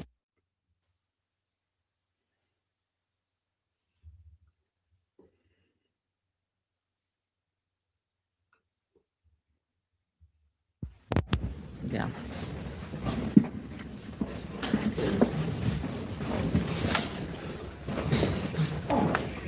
Let's take it back. ask a question, and I believe there was an objection, the objection is overruled. Thank you. Just backing up, in terms of having more than one person looking at where you're going, does that put you in a safer position? Yes, ma'am. And it puts other people in a safer position? Is that Yes, what you're gonna say? Talking about navigating through channels, and I don't mean to ask you something too personal, but how old are you? 53. And if you've been then boating since you were 13, that looks like maybe 39 years of boating experience. Correct. Let me ask you something. In those years, have you had to traverse channels in the water? Yes. Are there rules about what side of the channel you're supposed to operate your vessel on? Not that I recall. I mean, it's general, as a general rule, people treat it just like the street. Objection, Judge, again. Okay, he doesn't have to call it first and ten. In your experience, In my experience, it's just like being on the street. Vessels go one direction, would stay on the right-hand side. Vessels go the opposite direction, would be on your left-hand side pass. having had the perspective of both handling multiple traffic crashes on land and also investigating vessel crashes, albeit not fatal ones, on the waters, can you explain some of the challenges why a vessel crash could potentially be more dangerous even than a motor vehicle crash? Objection, Judge. In your experience, do boats have brakes? No, they do not. Do they have airbags? No, they do not. Are they equipped with seatbelts? No, How about a steel cage? no. Boats made of fiberglass? Yes, ma'am. If you're ejected from a boat and you're not wearing a PFD, can you drown? Yes, ma'am. No other questions? Yes. Good afternoon, Detective. Good afternoon, sir. My name is Ed Armelino. I represent Mr. Pino. We've never met before, correct? No, sir.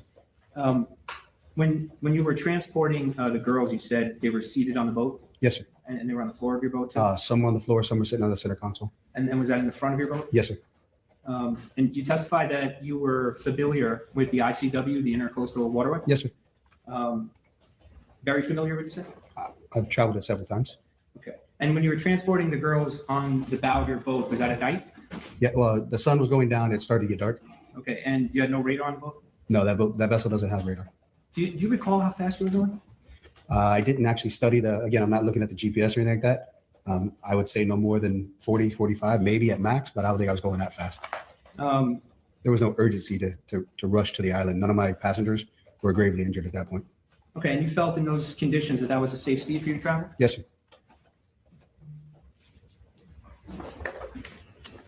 A moment.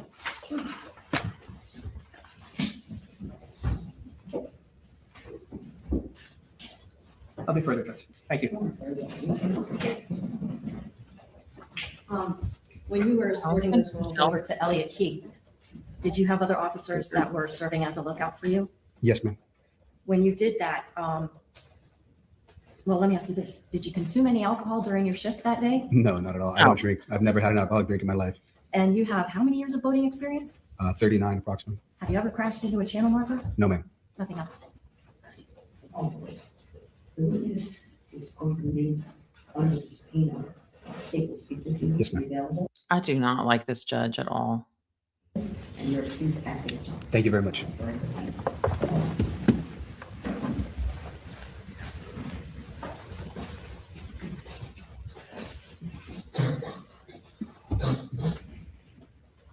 Based on our scheduling discussions, I think we would stop there. And it's arrangements for this is for the jury. All right, ladies and gentlemen, ask you please put your knuckles back in your envelopes. Okay, that was them. We ask things to be here tomorrow. Then we get to see the jurors. I know we watched some of this yesterday, but I wanted to see if we needed to see anything Is else. that a priority for FWC to make sure that happened? Absolutely. I kind of want to see the defense cross. So when you Give it arrive as at much the of area them. of the crash site, what do you see? There's an FWC vessel. There's also Miami-Dade vessels because Miami-Dade was assisting us with their dive team to facilitate being more efficient. And is that common that Miami-Dade would assist FWC in a dive like this? Yes, the multi-agencies come together to help in situations like this, whether it's a crash or a significant event. We often work together. Okay. So had you been to Cutter Bank before? Yes, I've patrolled Cutter Bank before. All right, and I know the jury has heard this description a few times, but can you just briefly describe what Cutter Bank looks like? So- and the markings? So Cutter Bank is a narrow channel. I describe it best as a funnel. If you're looking at Biscayne Bay is very wide north of that point. So the channel markers are spread apart and you have deeper water. So navigation north of Cutter Bank is more lax. When I think of the bay, Biscayne Bay and all that stuff down in Florida, South Florida, I just picture a bunch of Charlie Adelsons on boats, and it's terrifying. If I could describe it that way, you're not as worried about running aground or having to go exactly in the markers. When you get to Cutter Bank, if you think of it as a funnel, So attorneys really.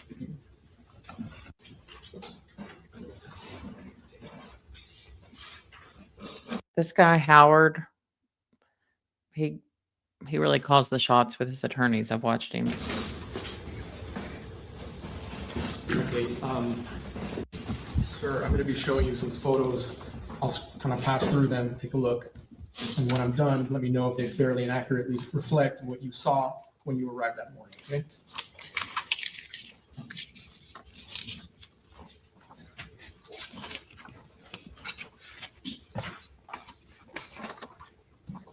Do they? yes, and I arrived, I believe, around noon or shortly after noon, just to clarify.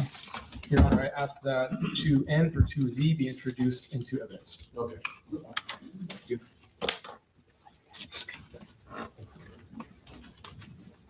State Exhibit 2N, previously marked identification, will become State Exhibit number 25. I'm sorry, did you see?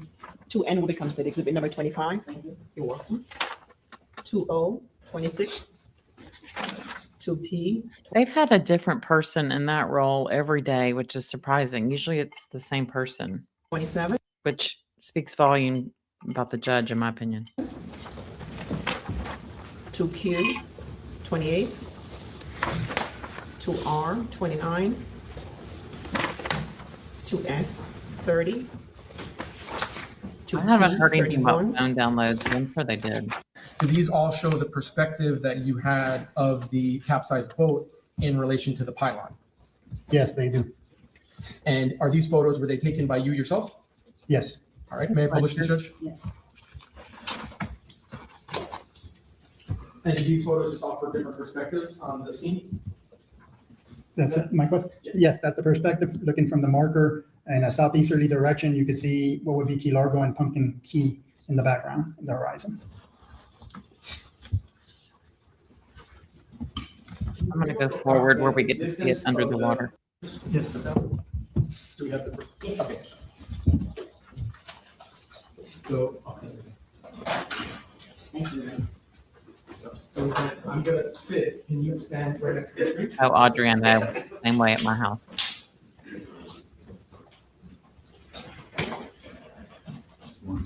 Sit.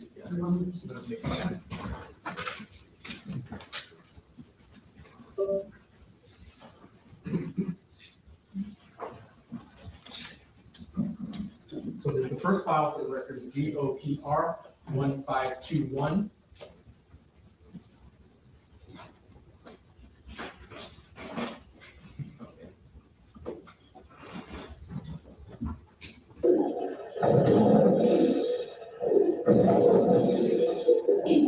Okay, so I'm gonna pause the video here. What are, actually, it's not hard to see.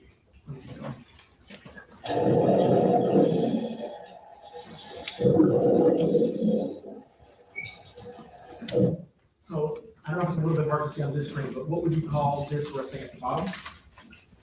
This is the side of the center console or the T-top. The T-top will be the roof portion. The center console is the fiberglass cube with the steering and the screens on it. And so this T-top, is this where the captain of the vessel would be when they're operating? It would be behind it, behind the steering wheel. I started to tell exactly what direction that is.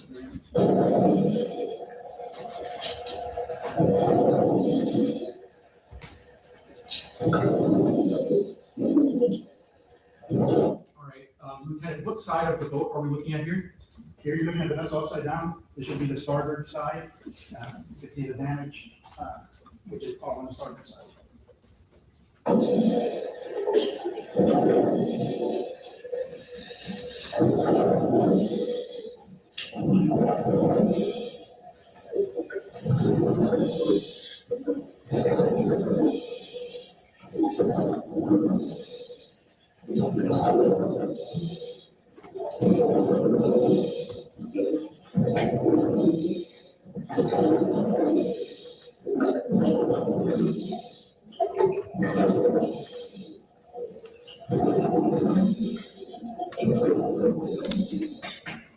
And right at the end of the video,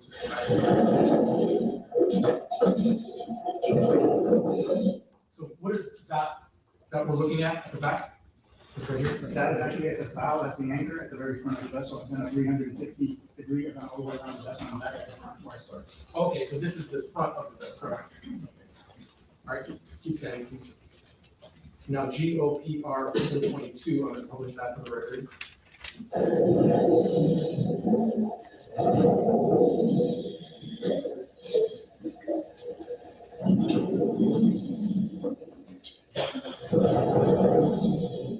Are you able to tell what that is right there? And I'm pointing at the bottom of the screen. This is a compartment that's on the side, a panel that's been dislodged due to the damage. It's in front of what is the console here. Since it's upside down, it will be on the side based on the angle I'm taking the picture. I'm making the video up.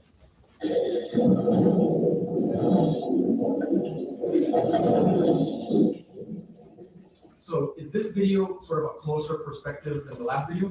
Correct. This one's more trying to get closer into the vessel. The other one was further from the vessel itself.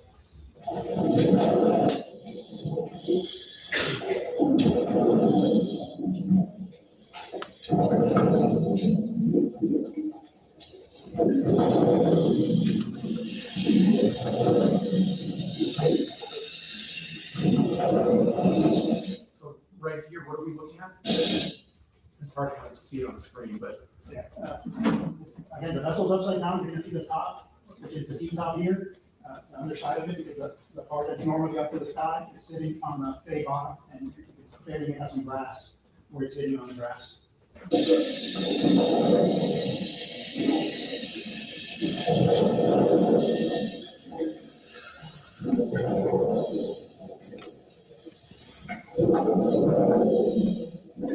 Are you able to tell what area we're looking at here? That's the helm area where the steering wheel would be right here.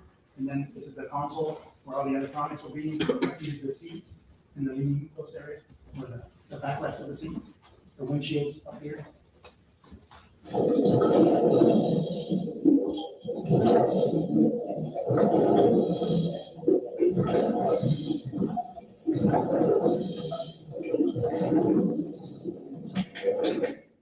Thank you.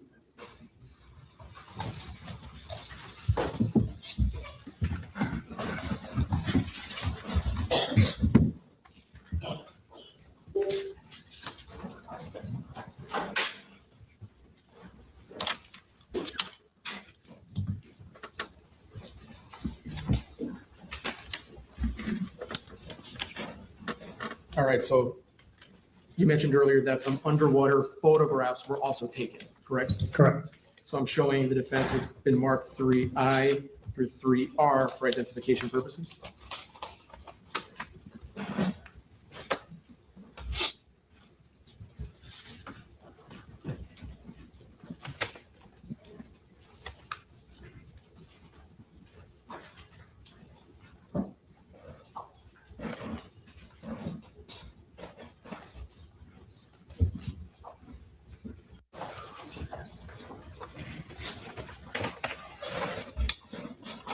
Did they? Yes, they do. Judge, I'd ask that 3I through 3R be admitted.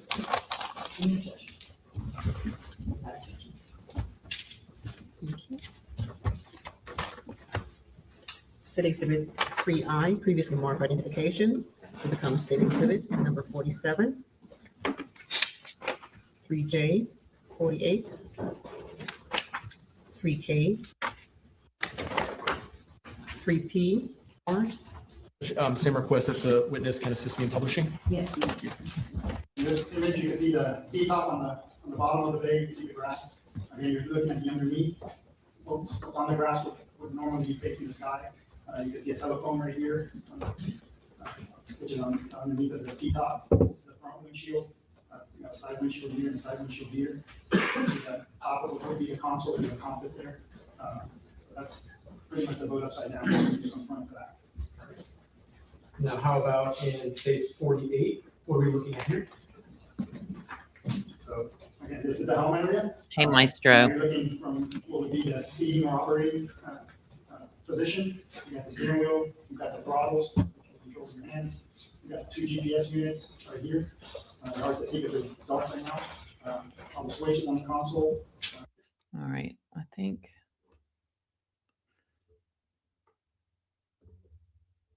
This was yesterday. Good afternoon, Lieutenant.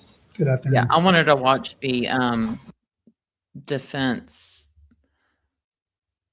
cross-examine this guy.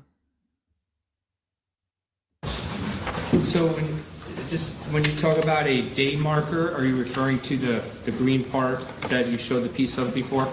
They're day markers, day boards. It's common talk for us. But so that would be.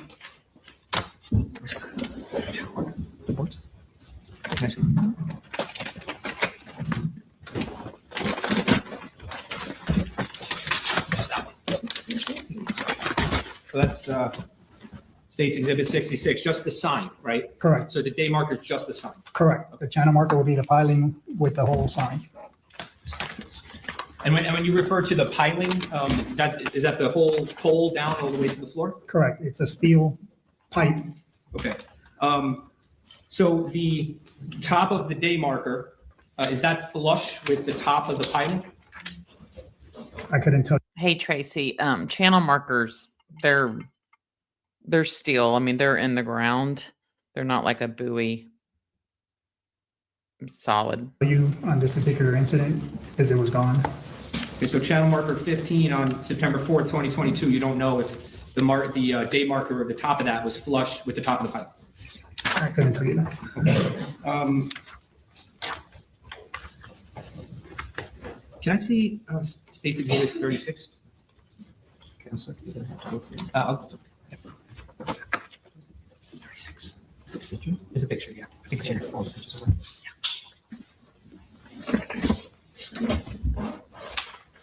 Debbie, no, you haven't broken a rule. Not that I know of.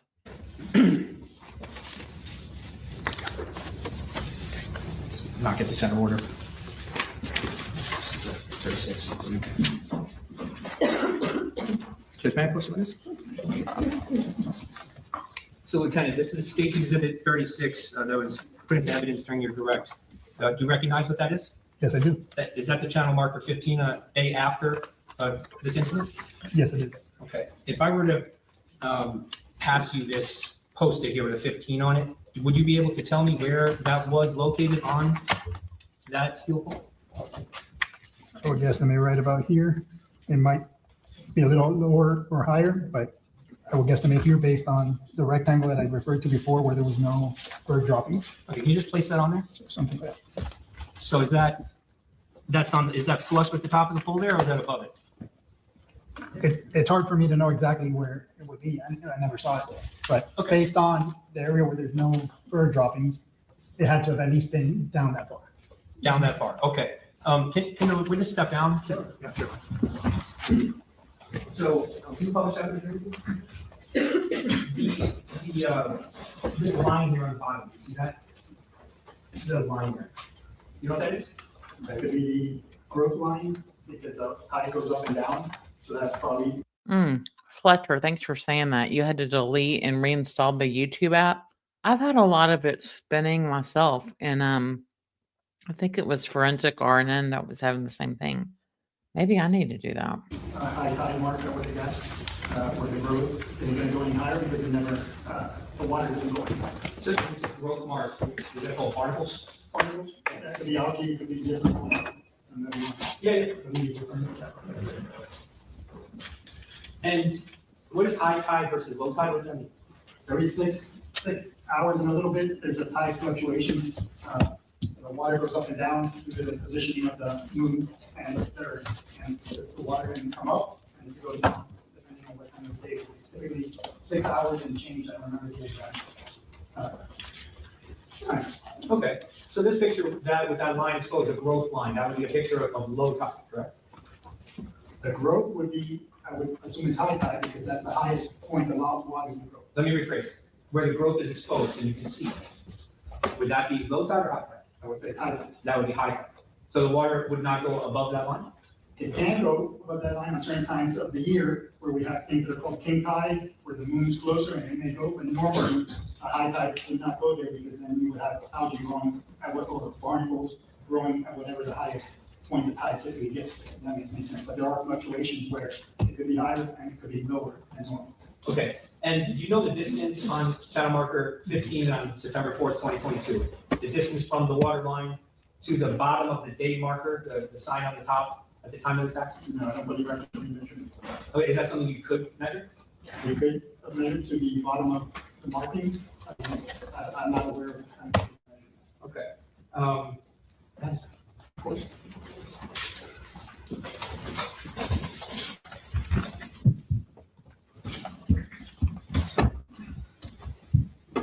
The next marker in the channel to the north that is green, do you know which marker that is? I believe it. If there's no lettering, it should be 13. Sometimes there are other, like let's say a 15B or a 13B. So I believe it was 13, but I'd have to look at a navigation chart to be exact. Okay. You're not familiar with Cutter Bank Channel's markers? Yes. Oh, you are. So in Cutter Bank Channel, you don't know off the top of your head if there's another marker. Okay. I know there's markers. There's more markers. Yes, there are. I couldn't tell you. The number sequence isn't always in order, if that makes sense. No, I understand. So considering you don't know the next marker, you wouldn't know the height difference between, say, 13 or 13A and 15. You wouldn't know the height differences there. No, sir. But is that something that could be measured? It could be measured, but there are differences between markers. I was out there probably not this Saturday, the Saturday before, and I can tell you the piling for marker 15 is lower than the others. So it's shorter, when you say Yes. low. So closer to the water? Correct. I mean, I think that benefits George when he said that. That pylon was shorter. I mean, 4 feet, it really isn't that much to be sticking out of the water out there, in my opinion. Maestro says, my uncle bought one of those sun seekers that all the rich idiots buy, and he had no idea how to use it. We all went out in it, and it caught fire, and we were a few life vests short. Well, what'd y'all do? What happened? Audrey, it's a good point. Maybe they should make those channel markers into like the ones that mark on the freeway. So if you hit them, they bend. Am I feeling negligent manslaughter? I mean, yeah, but I also read the vessel homicide. Is it one or the other, or can it be both? I need to read the charging document, but I definitely think the homicide by vessel or vessel homicide, however they call it. I need this back. Put it back here. Got it on there? Put it on there. A moment, Joe. Sure.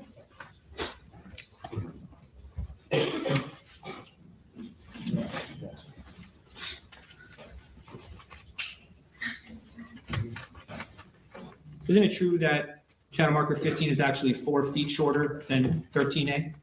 I do not know that. Is that something that you can measure for us? I could measure it. Thank you. Just very briefly.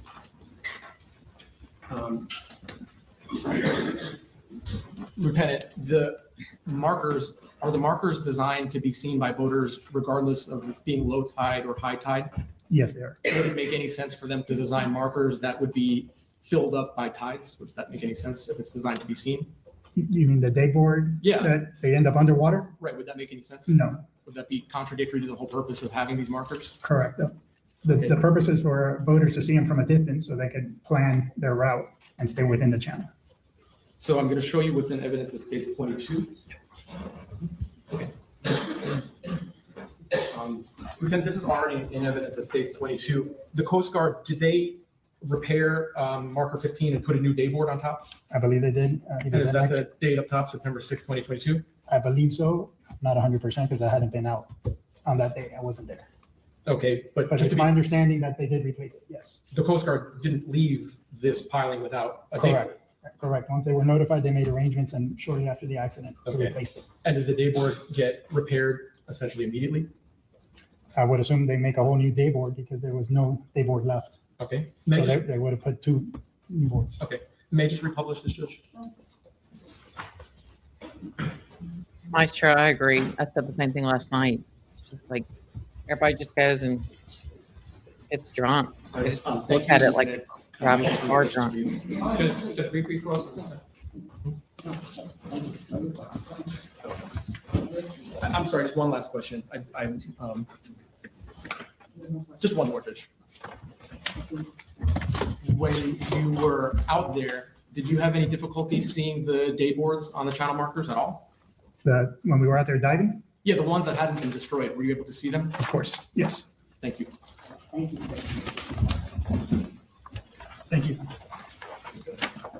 Red Velvet asks, what about those big inflatable ones that move in bright orange?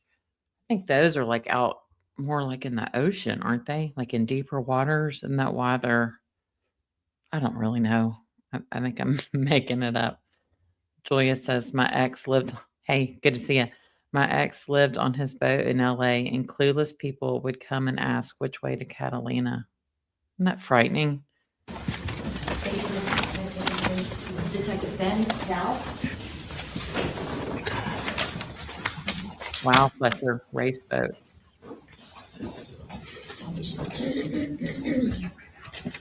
Here for today, do they have speed limits?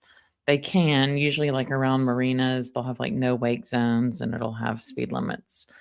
But in the defense's opening statement, they said there were no speed limits then, and there are still none today where he was.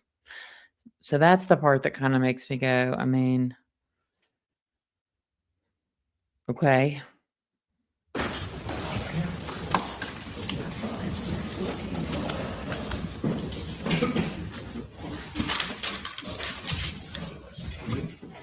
I think YouTube's doing that on purpose because they're Google and they hate Apple. That's just my opinion.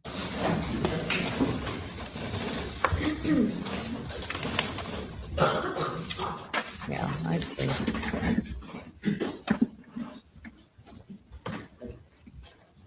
Please solemnly swear from testimony about to give the truth, the whole truth, and nothing but the truth. So help me God. You may have a seat.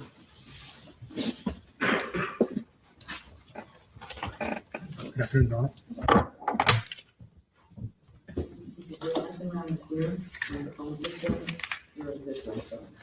Absolutely. Good afternoon. Could you please introduce yourself to the jury? Good afternoon. My name is Detective Bengal Dow. Where do you work? I work for Miami-Dade Sheriff's Office, Crime Scene Investigations. What do you do as a crime scene detective? Besides handling crime scenes, I do all manner of documentation of crime scenes, evidence collection, preservation, impounding.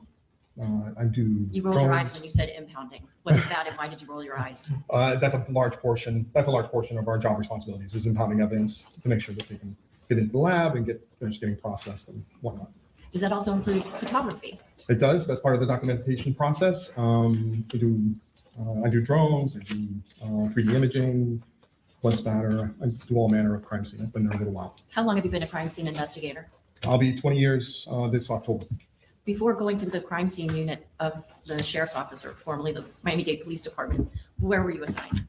Before that, I was in Uniform Patrol, Northside District as an FTO. And what's that now? I'm sorry, field training officer. Taught the new guys coming out of the academy. Wow, Beach Bum, you went to school with a guy. He turned fast and was drunk. A girl fell out of the boat. Her t-shirt saved her life, tangled in the propeller, and he did time. That's terrifying. When I was little, or as a kid, when I would water ski, I mean, I know, they go in neutral or turn the boat off or whatever. I guess they turn it off, right? When you're getting back on it. But I was just terrified of that propeller. I took the information that they learned in the academy and applied it to real world situations. What was it that made you decide to go into the crime scene unit? Well, at the time, I really didn't know I wanted to go into crime scene. It was suggested by one of my coworkers. He thought that I'd be good at it. I was very interested in in crime scene and the science aspect of it. So I went ahead and interviewed. I had an opportunity to interview. Debbie, when you say 61 beers, are you referring to the picture of all the empty things? It was all of them. What was it, 11 or 12 teen girls, and then the parents? The mom, though, had Prosecco with Chambord in her Yeti. I interviewed, was selected, and here we are 20 years later. As an investigator with Miami-Dade Sheriff's Office, are you sometimes requested to assist other law enforcement agencies with their cases? Yes, quite frequently. Were you asked last year to assist the state attorney's office and the Florida Fish and Wildlife Conservation Commission with a pending case? Yes, I was. What were you asked to do? Documentation of a reenactment involving vessel homicide. Did you have any involvement in the initial investigation back in September of 2022? No, this was my first and only involvement in this case. Okay. Did you and your agency, in fact, assist with that request? I did. Do you have a pilot's license to operate a drone? I do. I have what's referred to as an FAA Part 107. Oh, I'm sorry. FAA Part 107 pilot's license. How did you get that? Like, what do you have to do to get that kind of a license? Well, we ended up studying quite a bit. All right, I'm going There to was some fast training forward that we this. took as well. This is to the prepare. recreation of the event. Detective, please step down with the court's permission. Hey, Cheryl. Good to see you. Just because the image is a little clearer. Can you try to orient the jurors? I'm showing what is picture number 1. Okay, so that's different point back there. This is the channel, and this is marker 15 in that. Yeah, George was probably flying back to the boat dock because he had all those teenage girls singing and drunk and. Little orange dot is a marker buoy. Is one of the marker buoys for the speed check. So that's 14. And this is looking in what direction? We are looking mostly west.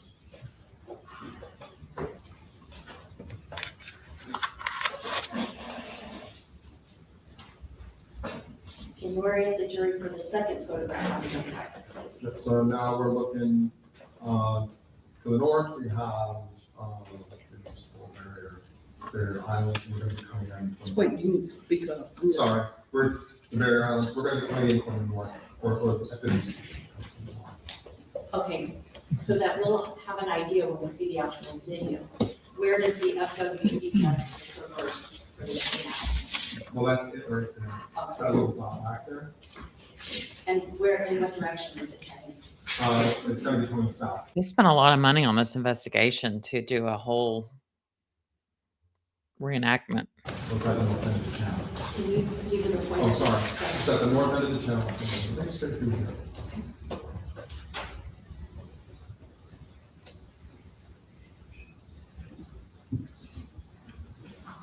And in this photograph, This is where we're launching from. This is our MDSO boat. That's the safety vessel. Here's marker 15, and there's that little orange dot is that speed check. Speed check buoy.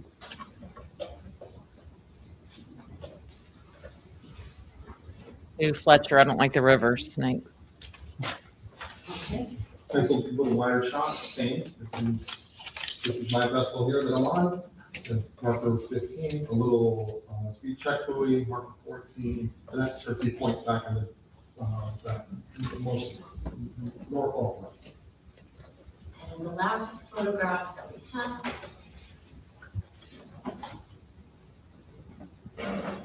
And here we are, we're further down, not quite midway with the drone, but looking in that direction. The FWC vessel is going to be coming from the north, traversing south, and that's marker 13, 14, 15.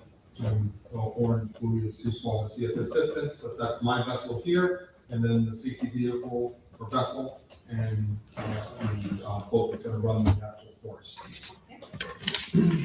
Robert, maybe please have permission to be seated here Yes. for the US president. Okay, your voice up. Yes, sir.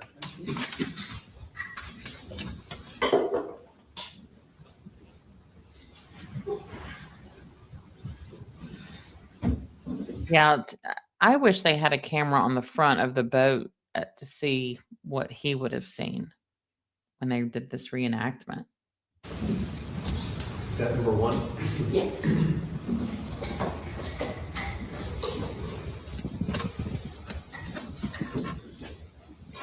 And this first video, is it kind of like just an all-around shot to show the location? That's correct. So here, videoing, I'm trying to figure out the best altitude to be at in this area. What's this here? That's Turkey Point in the background, so we're getting our breakfast. A light breeze, not very choppy. It was actually quite a nice day, actually.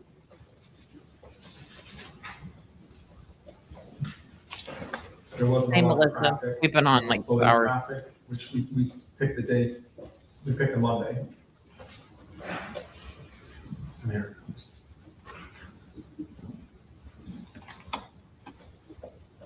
Yeah, we started there, Melissa. Okay. That's Now let's start looking at some of the passes from the FWC vessel through the channel. Can you just call out the number for us? Yes, 1 moment, please. This one is S1001384, drone following FWC vessel.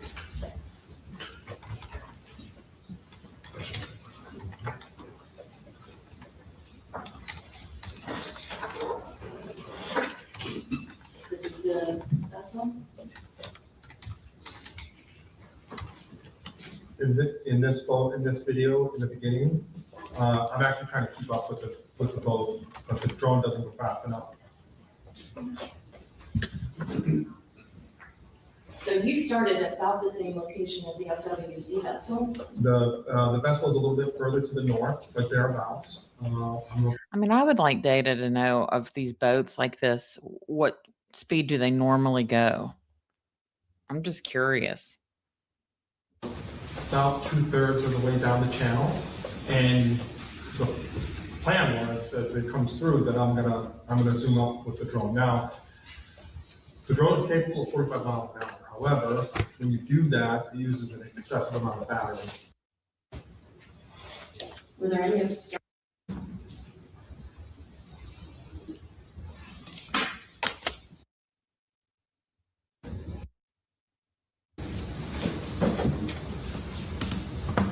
What's the time left on the counter? 16. Okay, so let's look at what happens over the next 9 seconds.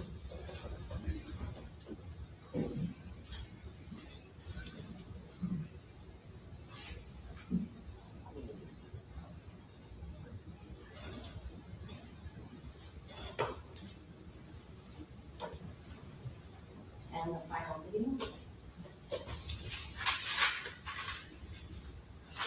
which for the record is S1001397.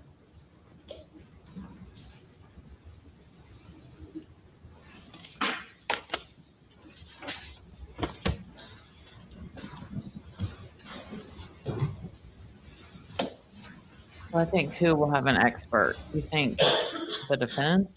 I think they'll have all the resources they need.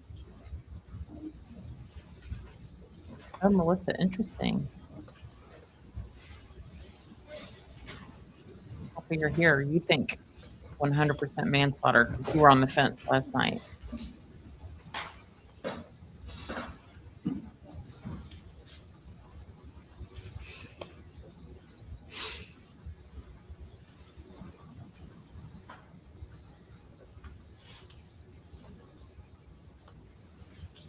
What's the time left on the counter? 4 seconds. And what's 4 plus 9? 4 plus 9 is 13. You'd be doing a math class. Where's the counter at right now? 13 seconds. Okay.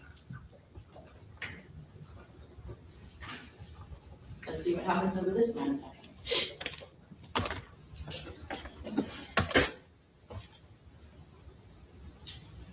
I do agree. Somebody said earlier, which I think it was Tance, that they had done this like at dusk when the accident happened. I mean, it's like the middle of the day.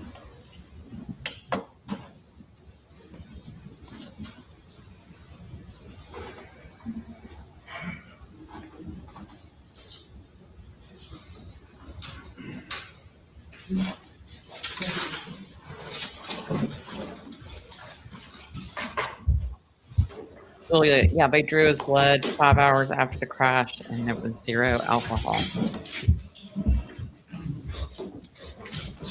Thank you. I have no other questions.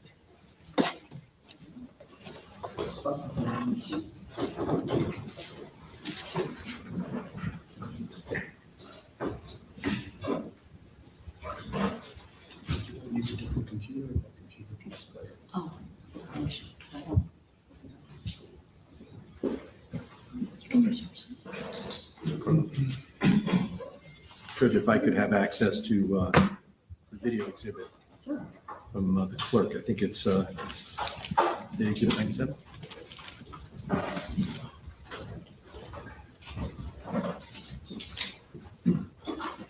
Good afternoon, Detective. Good afternoon. My name is Howard Srebnick. We haven't spoken before, you and I? I don't believe so. Okay, nice to meet you. Nice to meet you.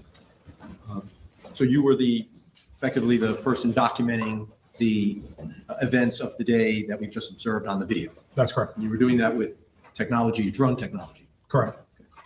Now, we'll get to it. I'm going to have Carlos Cruz from my office. He's setting us up, and we'll go to it in a minute, but just general observations. So you were out there on that day. Do you know what the tide was at the time? High tide, low tide, if you recall? I don't. And simple proposition, the higher the tide at a moment in time, the closer the marker is to the water surface, correct? That's correct. So at high tide, that would bring let's say the green marker as close to the surface on any given day at the high tide. Correct. Here in Miami, about 3 feet, give or take. 3 feet being? The tide.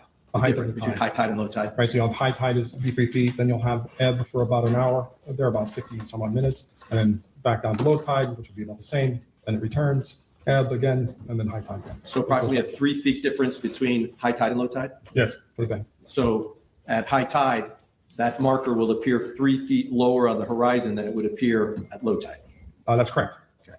And here we were talking about a green marker. Could we move the monitor just, because I don't know that the jurors can see the witness right now.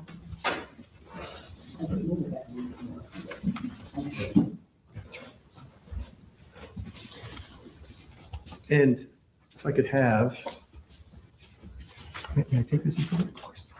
This is State's Exhibit 96. And I'm going to try to do this so that you and I can work together. You know what, shall we have?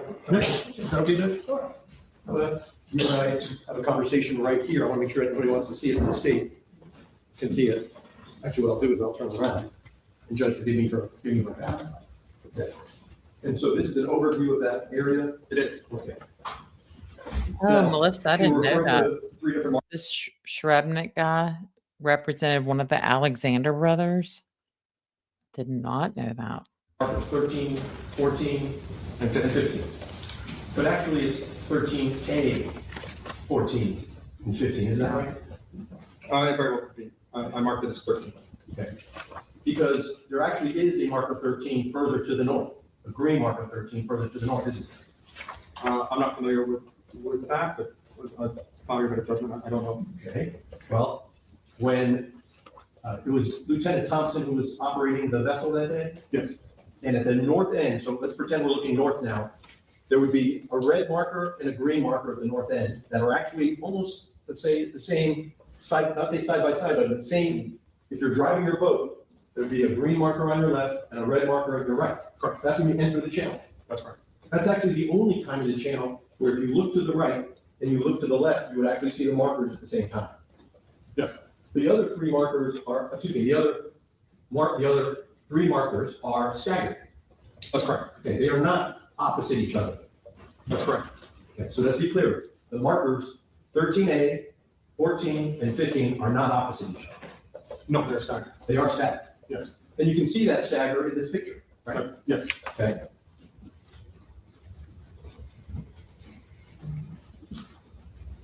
So what marker is this? Well, which is now known as 13A. Okay, what marker is that? 14. And what's that? That's 15. Okay, now marker 15 is green, right? The water is sort of green in this picture. It's okay. You would, of course, we're zoomed out. Not as easy to see the green as it is to see the red. Yes. Correct? That's correct. Okay. And you recall that marker 15 is about 4 feet shorter than marker 13A. as a result of the tide? No, this is a result of the size of the pile. Oh, that I don't know. I did not measure the pile. You know that marker 15 is the shortest marker in the channel. I would not. And so we're going to look at some videos in a moment. As the vessel is traveling southbound, I'm pointing south? Yes. Okay, forgive me because I said that was north earlier, but now I turned you around. When the vessel passes marker 13A, not 13, we're talking about 13A, there is no corresponding marker red to the right of 13A. Am I correct? That's correct. Okay. The next marker is hundreds of feet southbound on the intercoastal waterway, right? Yes. And then once the vessel gets to marker 14, which is red, the last green marker is hundreds of feet southbound from marker 14. Yes. Okay. And so when the vessel finally gets to marker 14, having passed marker 13A, there is no green marker to the operator's left when the operator passes marker 14. Am I correct? Yes. Okay. Now, beyond marker 15, there are no other markers in this channel, correct? The channel is finished. That's the channel is. This is wide open bay between marker 15 and Angelfish Creek. Yes, I believe so. Are there any other markers over the next hundreds and hundreds, if not thousands of feet? Not that I'm aware of. So it's wide open bay from the time the vessel clears marker 15 until all the way to Angelfish Creek. Correct. Right? Okay, so shall we look at some videos together? Sure. Okay. Just can you go second round? I'm so sorry.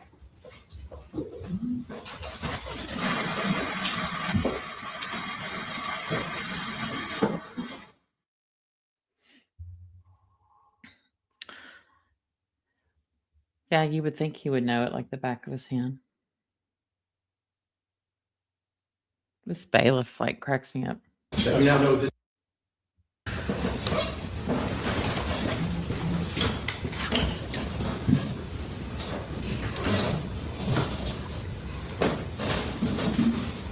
So we're looking north towards marker 13A, right?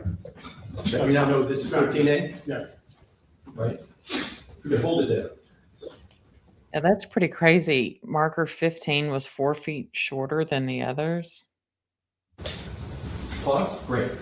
Do you see that in this image, we can actually see north of 13A is markers green 13 and red 12? Yes. Okay. So this channel, at least, are there any markers even further north? I do not believe so. Do you see that in the yonder there are 2 more markers well north? Do you see that? Hard to see, right? Are they not there? I can't tell. Not sure? I don't think that's part of this channel. Okay. That channel is further to the other side. Is yeah, you see those tiny dots. Okay, we'll leave that aside for the moment. The relevant portions of this exercise include 5 markers, right? Green 13, red 12. Yes. Which are, I'm going to say side by side. We understand it's not like doing either side by side. It means that they're distance apart, but we can sort of I think they're saying at the time, True Crime Wifey, and maybe even now. I don't know. And why is it so much shorter? I don't know. see each other as the boat goes through. The same relative access. The same relative access. Okay, thank you. Yeah. And then right. when the vessel continues southbound in the channel, it would then pass green 13A, correct? Yes. Well before it passes red 14. Correct. So let's roll it for a second. Or a few seconds, I should say. Keep going.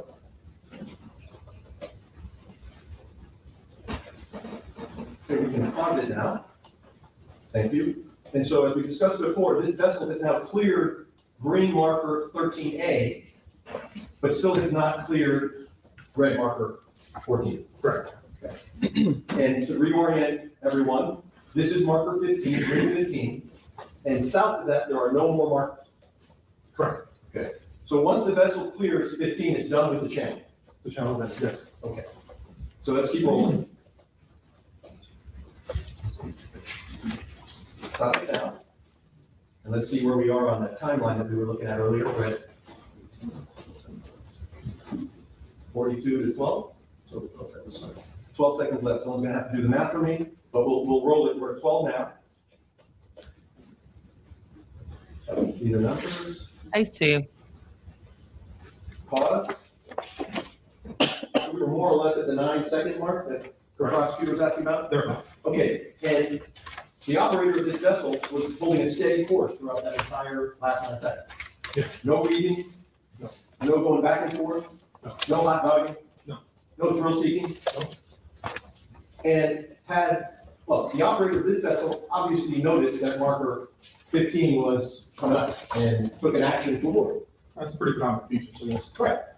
And there's plenty of water depth on either side of that marker for a boat like that that has outboard that only takes up a foot or two of draft, correct? Yes. So that the operator of that motor vessel could choose either side of the marker and not run aground. Correct. Okay. Great. Let's go to the next video. And by the way, the operator of the vessel wouldn't need to wait until the last second. The operator could have done it at 9 seconds or 8, 7, 6, 5. At any point in time, just turn the wheel a little bit to the left, turn the wheel a little bit to the right, and avoid the marker altogether. You understand? Yes? Yes.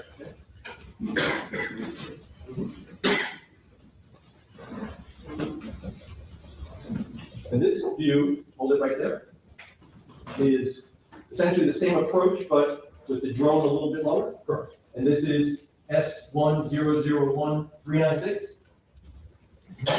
Yes. Okay, great. Now, I'd like you to take a note, if you can tell from this image, that the 3 green markers, 13, 13A, and 15, do not make a straight line. From this angle, they do not appear to. That's right. From any angle. Well, I couldn't say from any angle. I don't know if we were to move first to the left and look down, if they would be straight. I would suspect that they are not. Right. Isn't it true that 13A actually is further west into the channel? Because there's a shoal area just east of 13A. I believe it is to this further west. Okay. And so, if we could roll the tape.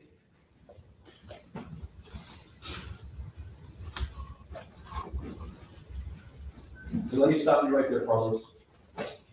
So this vessel has now cleared 13A, correct? Yes. Okay. And the only green marker left is 15, right? Correct. Okay. And as we discussed before, the vessel could travel further south because it's a boat that can operate in shallower water. You can choose a path on either side of green 15, provided that there's no other boats in the way. Correct. Okay. Let's roll.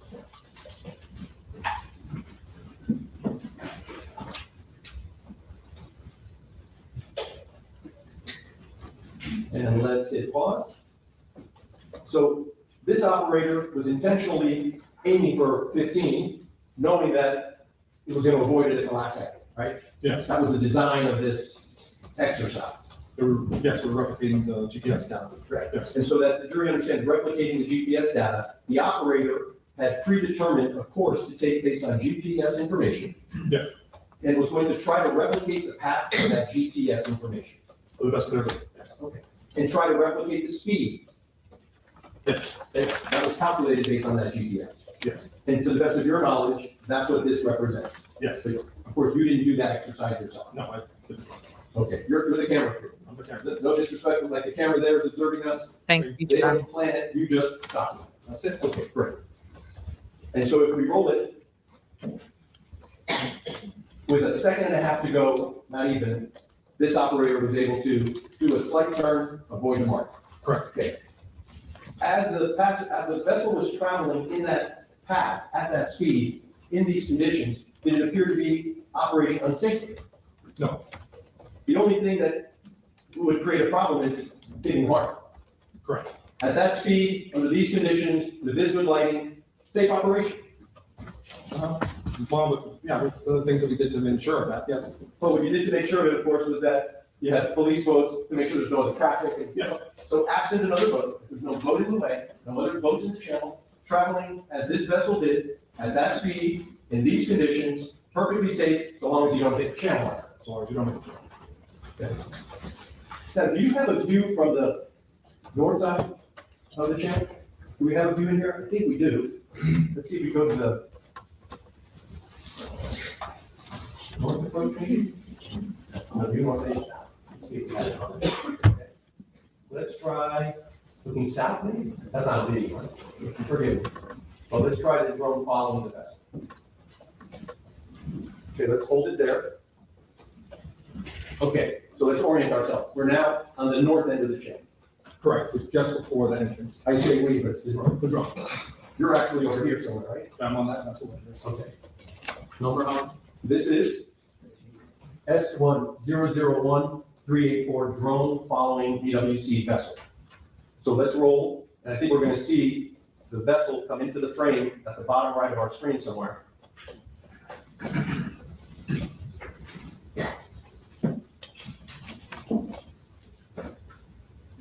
And when we get to 13A, we're gonna pause a moment. So you recall this is what I'm gonna point out to the screen, a lighter color area. There's a shoal there, right? Yes, there is. Okay. Now, when a motor vessel encounters shallower water, a vessel, even without pushing the throttle, can gain speed, right? Yes, through the shallowing of the water, yes. So you could be going at 43 miles an hour, this vessel, and when it encounters the shoal to its port side, without even touching the throttle, the boat can gain speed because of the shallow water depth. Okay. So let's roll it. And then let's stop it. Again, since now we're doing a different view, I'd like to have you point out, green marker 13A has no red marker anywhere to its starboard side. That's correct. There's no marker opposite green marker 13A. Correct. And as we keep rolling now, if the operator of the vessel thought this was the last green marker, Angelfish Creek is basically, this boat is heading out towards Angelfish Creek. Yeah, it's in that direction. But there's a marker in between. Correct. The green 15. Correct. Okay. Let's keep rolling.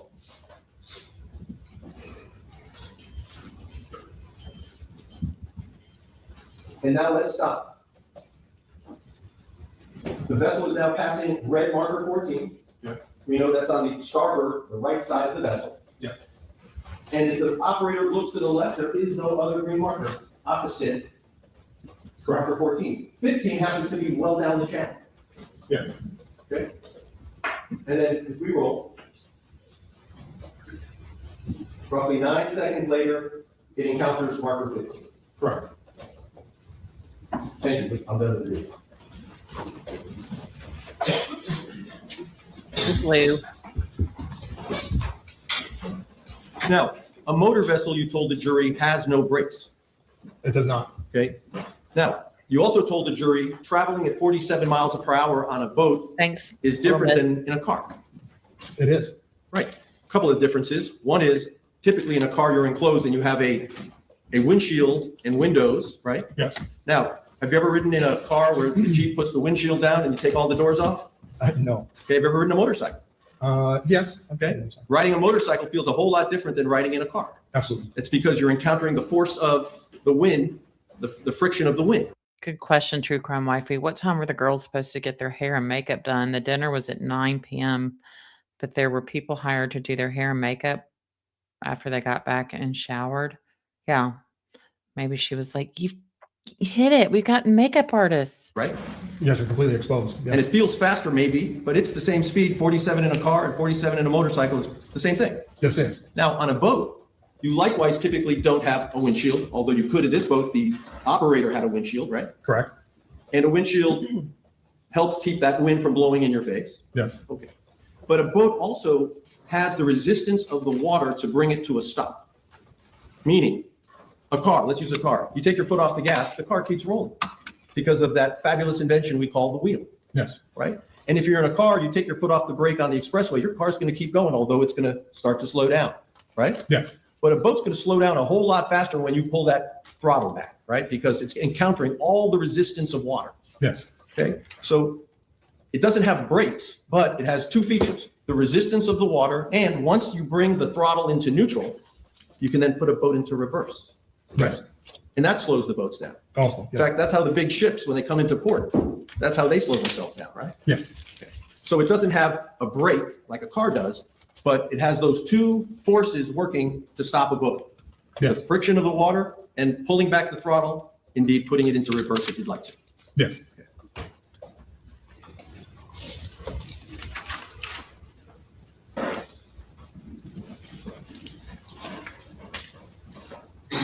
I don't know if I asked you about did I ask you about the heights of the marker? You did? And you didn't have any, I you didn't do those measurements? I didn't do any measurements on them.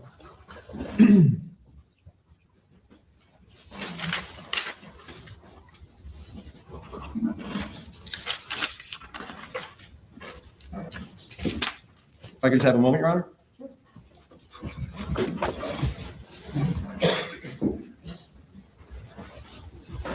This judge is like Judge Bev. She starts late, ends early.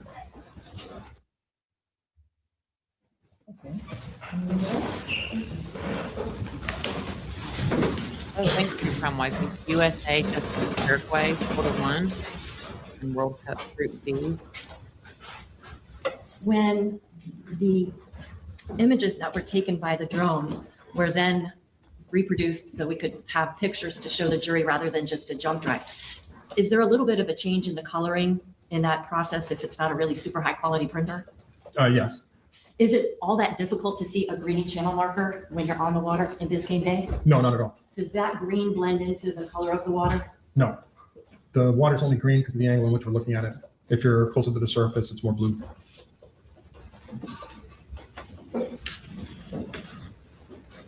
Although channels are designed to give pathways to vessels, are they necessarily going to be straight and perpendicular like a street could be? No. Why? Well, the channel, when the channel is dredged, they take into account a shoal or rocks or wildlife and protected grasses and all those kinds of things. What's So a it- shoal? A shoal is a raised area under the surface of the water. In this case, it's just the path for you to follow. I think it's more like a walking path, right? It's crooked. It's not going to be straight up and down. It's not as straight as an arrow necessarily. They can be, but not always. So would it be important when you're operating through a channel to pay attention, because you can't just expect that those channel markers are going to be exactly parallel to each other? Yes. Now, would you think that running a vessel into a channel marker at 47 miles per hour is a safe way to operate a vessel? No. Is the safest way to get, let's say, from Cutter Bank Channel to Angelfish Creek? Blue, what? You can see Leslie having the judge's hair with the writer's magenta coat. Audrey says, I'm glad you're here with us, Blue River. We're all friends and we love true crime and we hate this mofo. Is the safest way to get there literally going through channel marker 15? Hey, Crows and Not- Gallows. Good to see Physically you. going through channel marker 15, entering and exiting is. That's why the markers are there. So you shouldn't be hitting the markers to get to Angelfish Creek. You should go around the markers. Is that fair to say? Yes, it is. Nothing else. You're welcome, ma'am.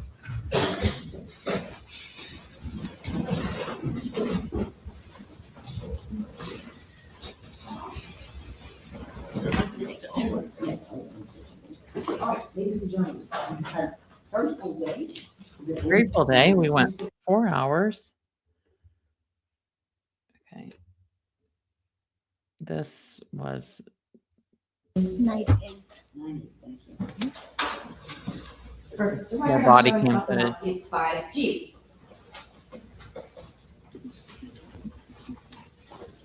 Lieutenant, same question.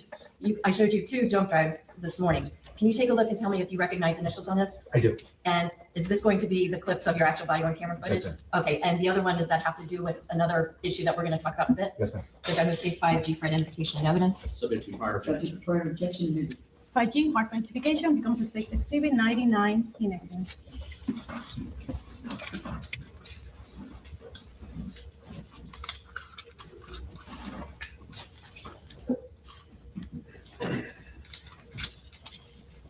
This courtroom giving me anxiety. Not very deep, too. Like the shallow parts are like 6 feet, and then the channel is For the record, deeper. the state will now publish the statement that's labeled 1, statement 1. Hey, Jane for Justice.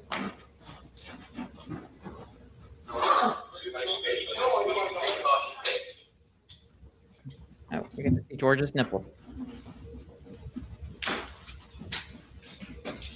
Your Honor, have the transcripts for the jurors to follow along. Ladies and gentlemen, you're going to be handed some transcripts. This is for your use to follow the video evidence. These transcripts are not in evidence. The video is the evidence.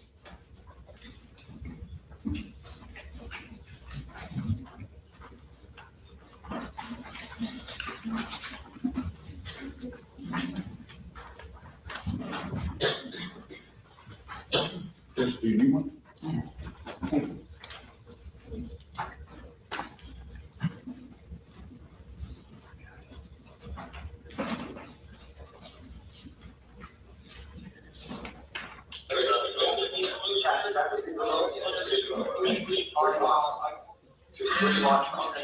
So we're ready to go. Where's your launch? Where's the book belongs? Oh, Bush Creek. So it's at Bush Creek. So we're going back, we're going to the channel. And go sit in the back. Yes, correct. We're going by. You leave the boat in the water street or it's on trailer street? So I go. I turn back to look. Okay, so we're sitting at the back seat of the boat. I got 5 seats in front. My wife in the middle.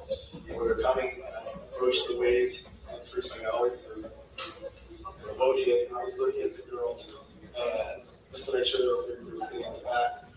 And the next thing I know, I hit the wave and I tried to sway. And the right side of the boat, the left side of the boat. He's talking about hitting a wake from another boat. So, do you have a trailer for that boat? The boat goes back to Ocean Reef, and it's in a rack. Okay. So usually I ride it back. Park the thing and lift it up, put it in the morning. You got anywhere of the 3 that were on the No, they're still, where are they? They're going to, riders most likely, one of the hospitals up in Miami. There's one closest. I mean, we'll keep you updated as we go along. Okay, we'll keep you updated as we go along there. Go ahead and get your captain's name, date of birth.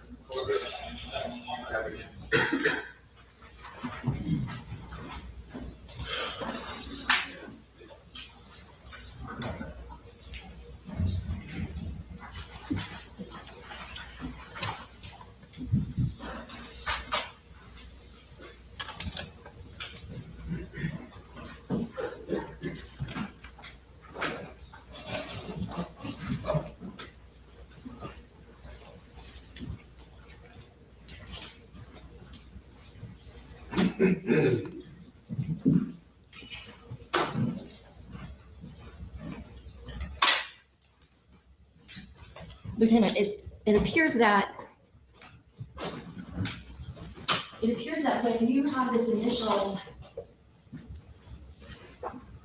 interchange with the defendant while he's on that boat, are you asking him how the boating crash happened? No, ma'am.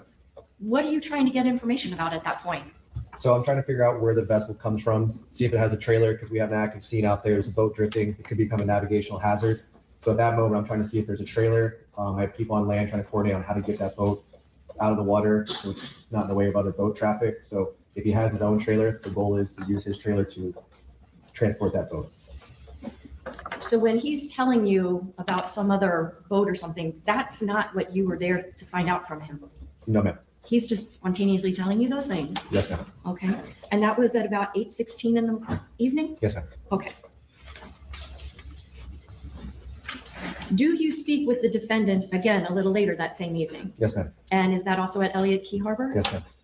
When is the next time that you have interaction with him? At 8:59 p.m. Okay. Can you tell the court what you were doing? Well, when did you finish that little brief conversation with him? 8:18. Okay. So from 8:18 Lou, this is the prosecutor.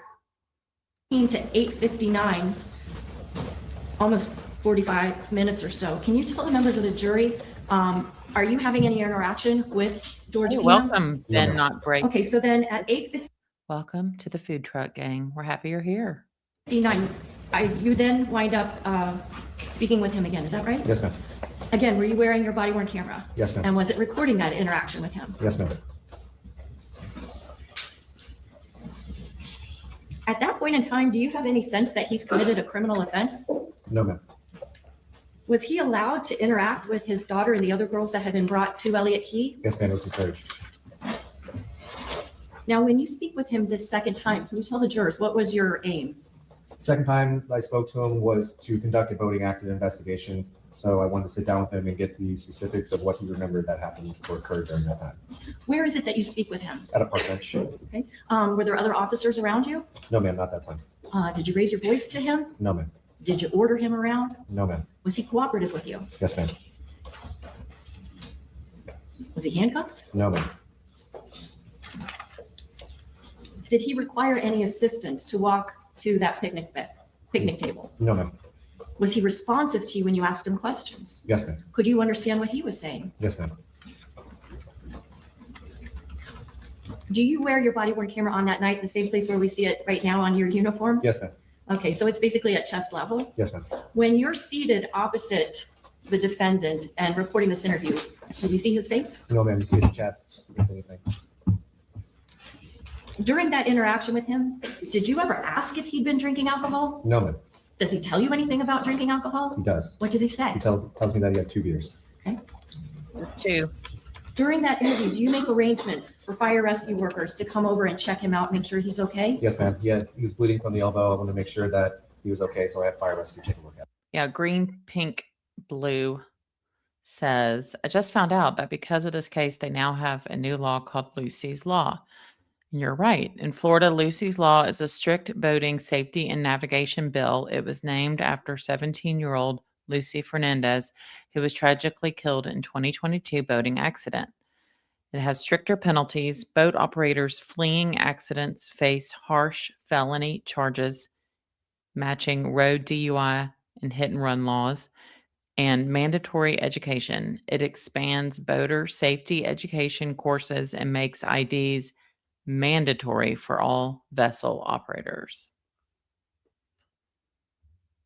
All right. For the record, I'm not going to publish the statement on the They I state's say the evidence. same thing. Every time I see anybody, I'm like, I wonder if they know the Adelsons. Style 2, Unit 2.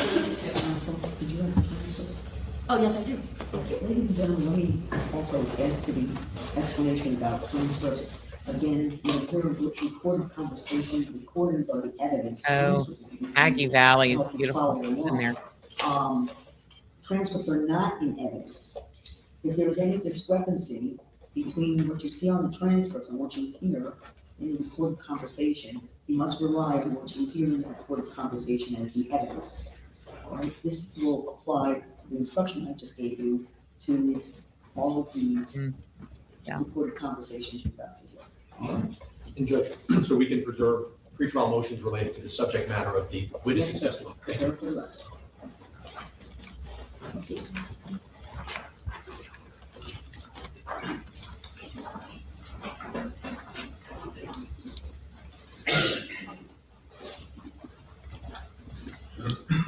He's out on bond.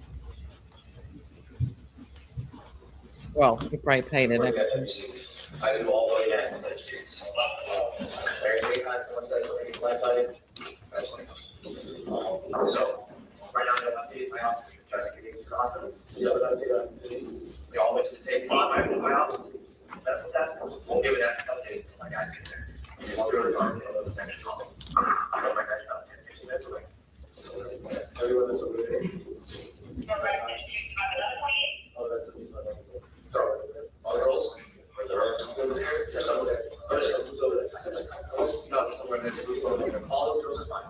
They're little really accident. So, right now, last I had updated, I was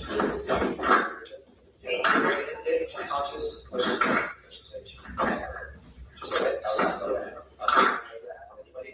I was all about from Oliver Sandbar. So, someone told me that when the window was on the family, Can't make out anything. absolutely all. I don't know.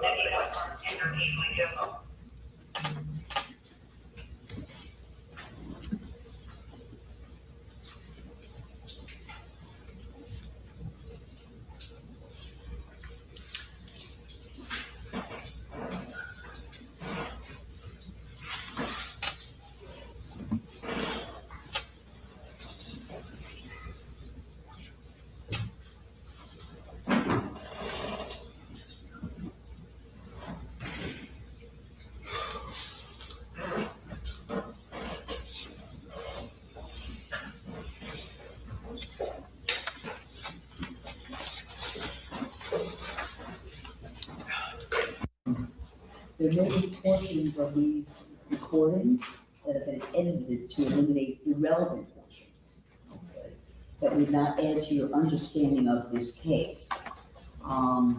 Please, that should not concern you in terms of how you evaluate the evidence. And it must not impact you as to how you view or consider the evidence.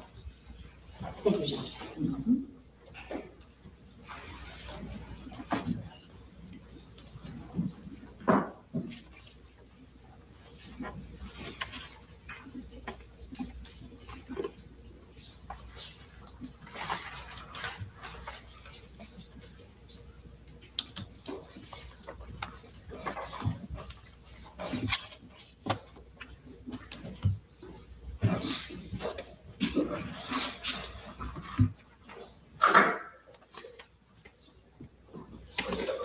We'll come back to this. Let's do that later. No, I don't. I need to get that. Look at. Hey, well, what do you guys do in fire rescue? Waiting to go from a Gashman's elbow. How he's waiting for the Gashman's elbow. What do you guys grabbing? Fire rescue? Yeah, we're taxing the boat. We should also talk about what you're saying. How would that fire rescue do with it?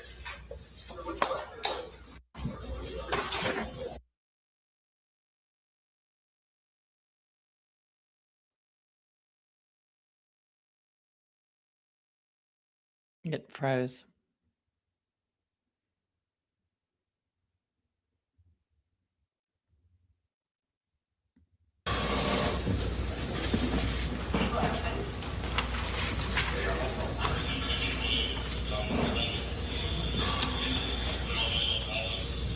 How long have you been on that boat?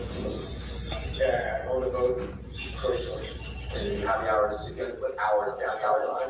Hello, Estern. That boat. All year pretty much.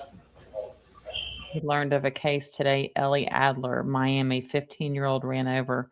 Was she the one that was like surfing or on a what are those called?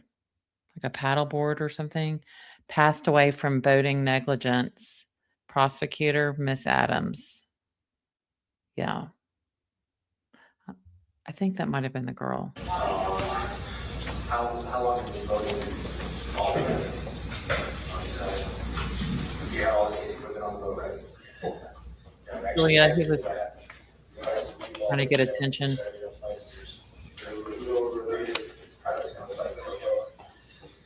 So, we have, and you're the only owner of that boat, put all the hours on it, into that channel. I was concerned when we were going through there. Agree, Melissa. Because it was too much. Over top. Walk out of that, that was my life. We girls were on the back.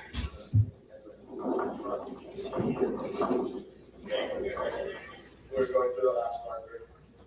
When the boat going through, so the waves, I was veered to the right, so you can cut into the waves. Okay. I like that. Okay. How do I do the waves?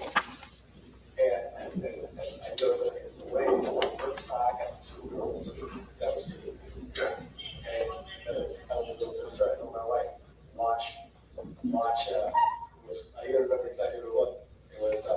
It was Vogel, pretty sure it was Vogel, and Medea. Okay.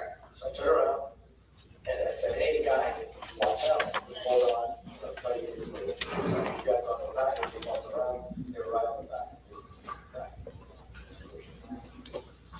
And as soon as I said it, I was going through the wind, and I looked, and the wheel, I guess when the wheel ways, the wheel turned a little bit. Okay. A little bit as I was coming back in, and I lost a little control, I think I turned. Okay. And it was I'm pretty sure it was the left side of the boat that skidded, the left side of the boat, mine came in front. Is that George talking? I can't tell what's going on. Okay, let's check it.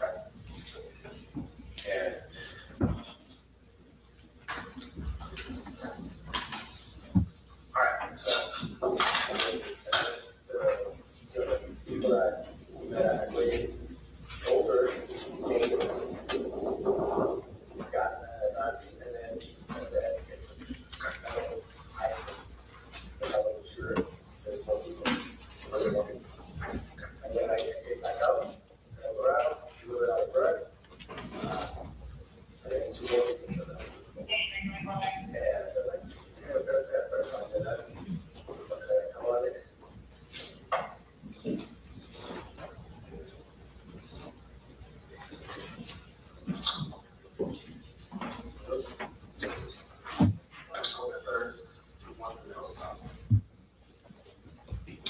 breath.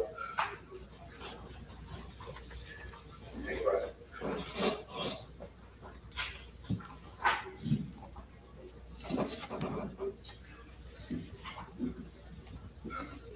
Take breath. I told you I'll keep you updated with anything I know, anything I learn about.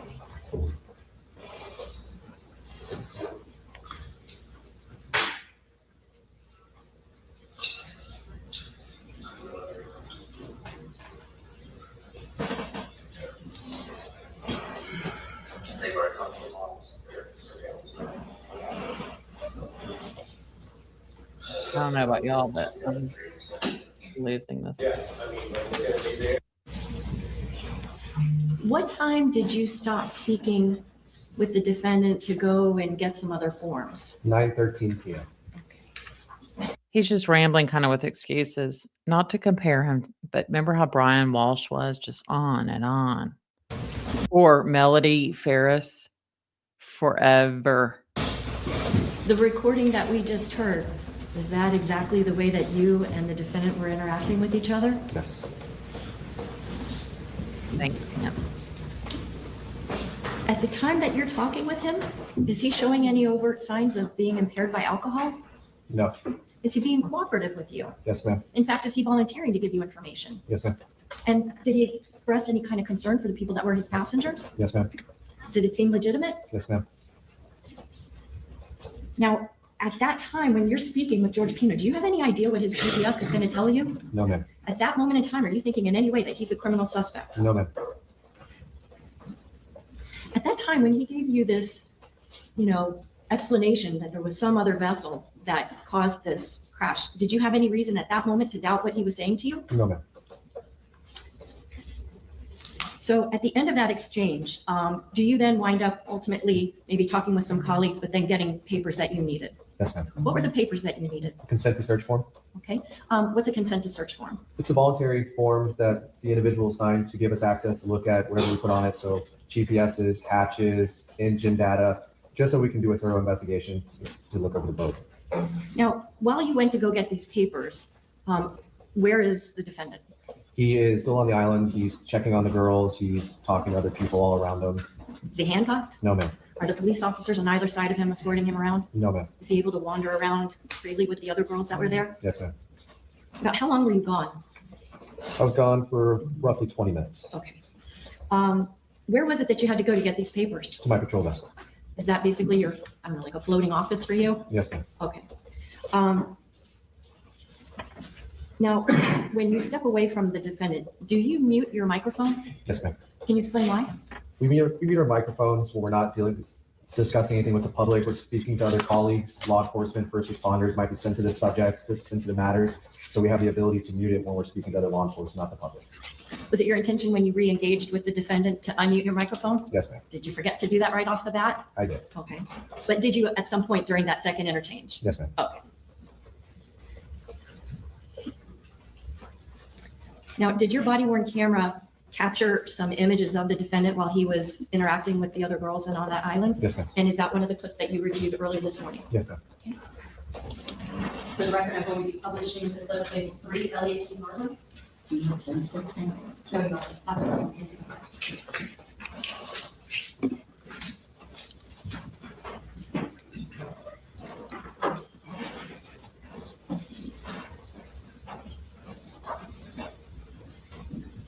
And at this time, is your microphone on mute? Yes, ma'am.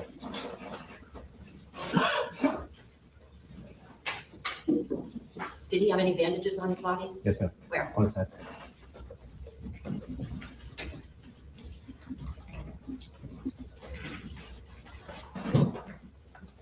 No, I don't Sorry, think he'll can I just have testify. permission to step down for a moment? Yes. Yes, ma'am.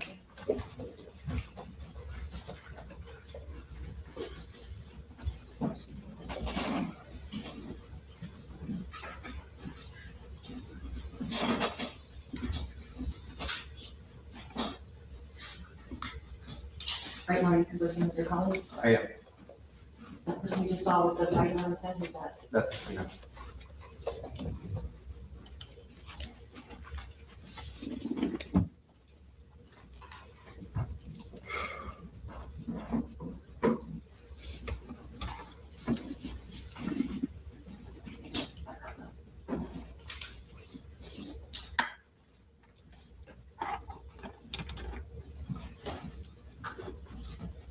Brooklyn, depending on the mood he wakes up in. I cannot imagine Howard letting him testify. I mean, I know it's your choice.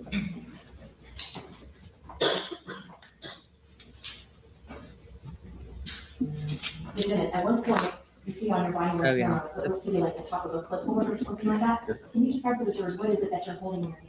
So that clipboard is where I keep a lot of documents, such as consent search forms, written statements. So I have to go back and forth from my book to Mr. Pino, try to bring all the paperwork in, so we can sit down and take care of it. Can you describe what it looks like? Yeah, it's a plastic clipboard, clipboard on top, and on the inside it has all of, like, all the paperwork, there's the elements, like the sun, brand, and piece of paper.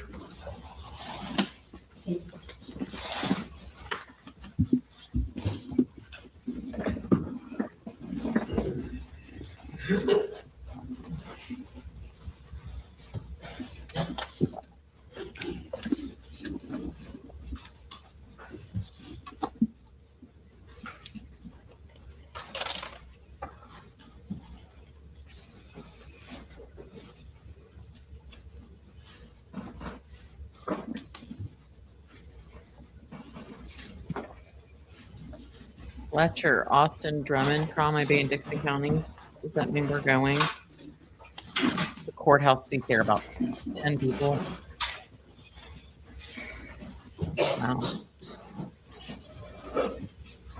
After that 20-minute or so period of time when you had gone to go get these additional papers in your clipboard of sorts, do you communicate again with the defendant? Yes, ma'am. Where do you make contact with him? He's sitting on a bench with two young ladies that were passengers of the vessel. I asked him if he'd come back over to the park bench that we spoke at earlier. And what was his reaction? Cooperative. Did you have to entice him to come with you? No, ma'am. He just instantly said, okay, no problem? Yes, ma'am.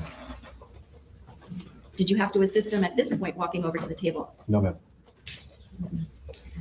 When you are with him at that table, is your body worn camera still recording? Still video recording.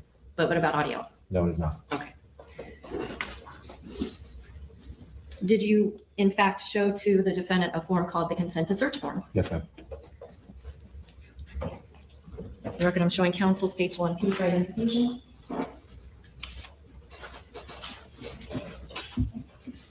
Lieutenant, I'm showing you states 1P. Do you recognize this exhibit? Yes, ma'am. Does it have your handwriting on it? Yes, ma'am. And is this an enlarged copy of the consent to search that you showed to the defendant on September 4th, 2022? Yes, ma'am. The record I move states 1P for identification and evidence. No objection. 1P, marked for identification, becomes State Exhibit 100. See another person there. Estern says, it's crazy. Defense keeps calling it an accident. Did the marker jump in front of him? Hitting a deer is considered an accident. Anything else is negligence. It's a great point. Really well said. Lieutenant, would you please read what is on that consent to search form? It says, I, George Pino, owner operator of fishing vessel, documentation DO 1294732, having been informed of my constitutional rights to not have a search of my property hereinafter mentioned without a search warrant and my right to refuse to consent to such a search, do voluntarily consent to search the following equipment: GPS units, engines, hatches, bags, personal belongings, etc. The above equipment may be searched for all data, including but not limited to waypoints, track lines, marks, routes, events, position data, and dates by special agents or officers of the FCC. Technical assistance such as authorized dealers, technicians, or manufacturers' technicians, or other FWCC enforcement designees. I further understand that anything or any article that may be found during the search may be used as evidence against me in any criminal or civil trial.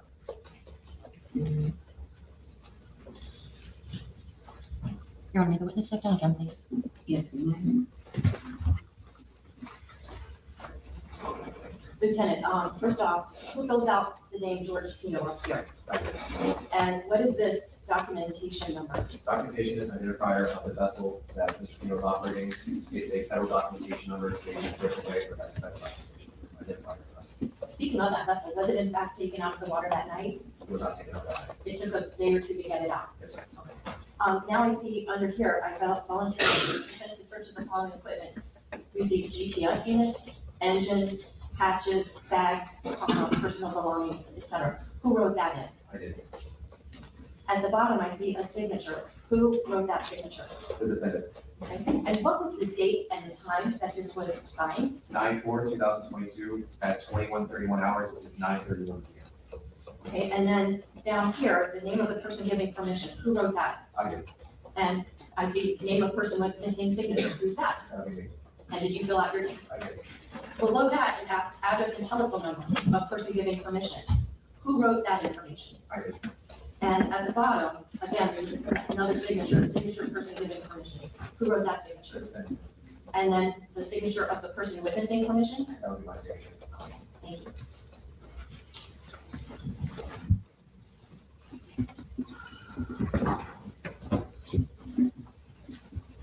Once the defendant gave you his permission for you to search his vessel, did you then advise him of what's commonly referred to as his Miranda rights? Yes, ma'am. Could you explain to the jury why you did that? The reason I advised him of his Miranda rights was just in case he says something along the lines of, I had a copious amount of drugs in my system, I drank something, I did this on purpose. I want to make sure that he's advised of his rights before he makes any such comment like that. Was he under arrest at that point in time? No, ma'am. No handcuffs on him? No, ma'am. No physical force used against him, right? No, ma'am. Okay. In order to advise him of his Miranda rights, did you have handy with you what's commonly referred to, I think, as a Miranda card? Yes, ma'am. Can you tell the jurors what's a Miranda card? It's a state issued piece of plastic that we usually keep in our vest or our pocket on our person. It has the Miranda warnings written onto it with a couple questions on the back end to ask the individual that we're reading the rights to. Showing counsel states 5R for identification. Pretend I'm showing you states 5R. Is this a photocopy of the Miranda card Yes, ma'am. that you would have advised the defendant with? Yes, ma'am. This time I move states 5R for identification and evidence. Judge, just we want to preserve all the prior objections, including the pretrial motions to this area. Absolutely it is, and no objection.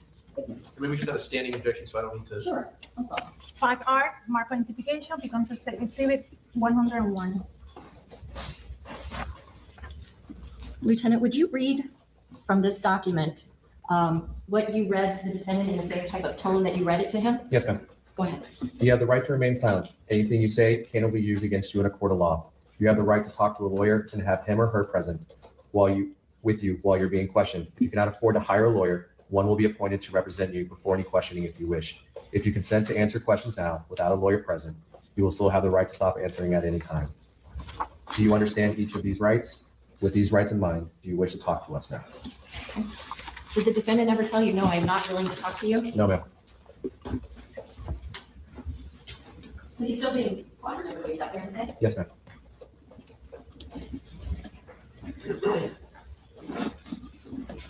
Lieutenant, I have 2 pages here. Is the actual card, like, there's printing on the front and the back? Yes, ma'am.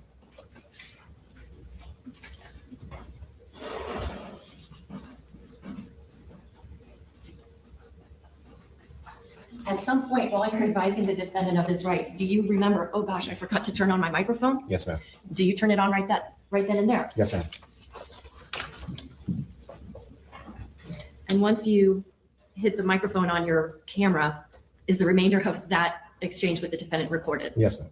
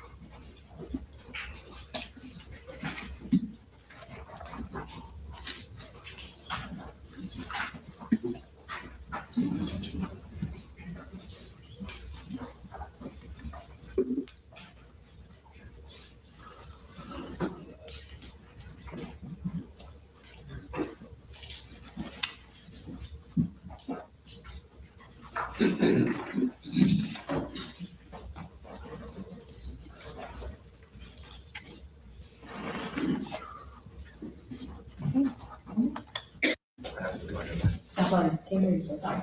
I said I have to look at my notes. It's one of the passengers.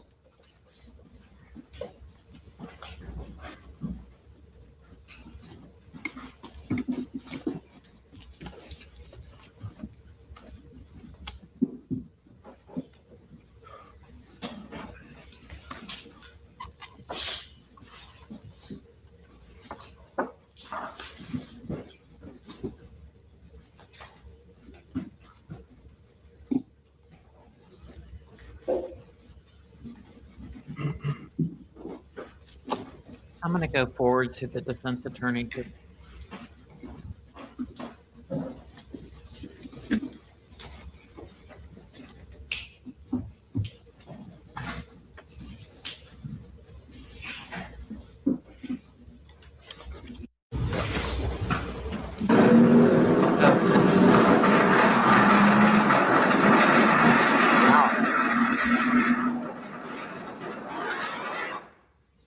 Lieutenant, would you be able to come down for the Yes. I'm gonna stop this a couple of times and then replay it from the beginning, but we're heading down the channel, and I'm gonna stop this and ask you kind of where we're at.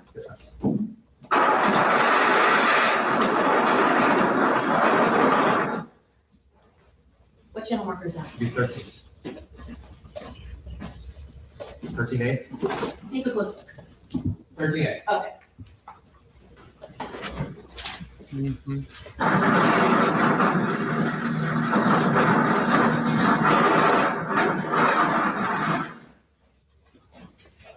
What's this right here? That's our first GPS buoy. And what does that represent? Reaching that at 43 miles an hour, that is the moment where I start to accelerate to 47 miles an hour. And is this buoy in just about the same location as that second to last track point before the vessel strikes the channel marker? Yes, ma'am. Okay.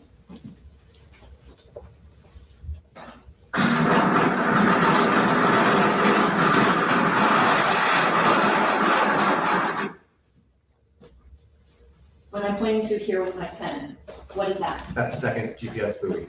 Okay. And this represents the last track point prior to impact? Yes, ma'am.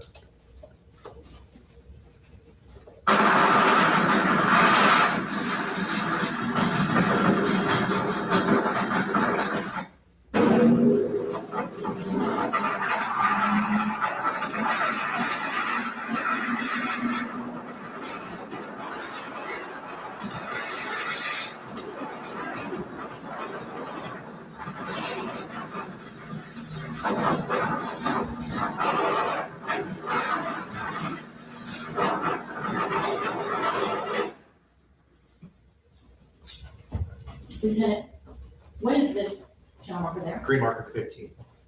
You're quite a ways away from it. Yes, ma'am. We can see it already? Yes, ma'am. Yeah, you can see it.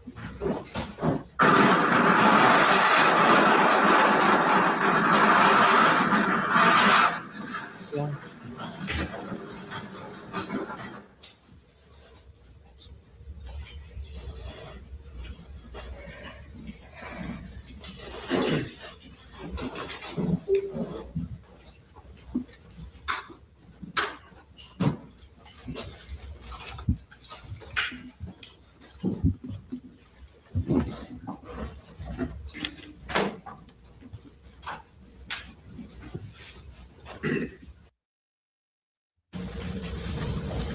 Lieutenant, you indicated that This is a during your interviews and interactions with Mr.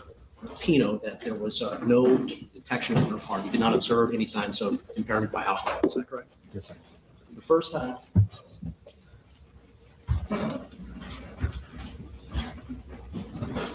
I think he's worn an olive green suit every day.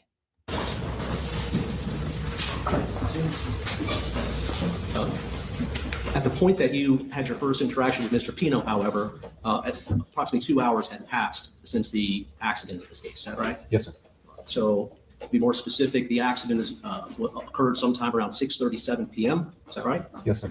And the first time that you had contact with Mr. Pino was at 8:16 p.m. according to your testimony today. Does that sound right? Yes, sir. So almost 2 hours later. Is that okay? Yes, sir. Would you not agree that that the persons who were with Mr. Pino closer in time to the point of the accident, 6:37, that their impressions as to Mr. Pino's whether Mr. Pino appeared to be impaired by alcohol or not would be important to know? Yes, sir. And if such persons that observed Mr. Pino at the time closest to the accident were to say that they didn't detect or didn't observe anything about Mr. Pino which would have indicated alcohol impairment, that would be valuable for this jury to know. Is that right? Yes, sir. As well as witnesses to Mr. Pino's state of mind or physical state while he was actually at the sandbar in this case. Witnesses at the sandbar with Mr. Pino who were able to say there was no evidence of impairment by alcohol, Mr. Pino, that'd also be important for this jury to know. Is that right? Yes, sir. Particularly if those witnesses did not observe any evidence of alcohol impairment. You would agree with that, wouldn't you? Yes, sir.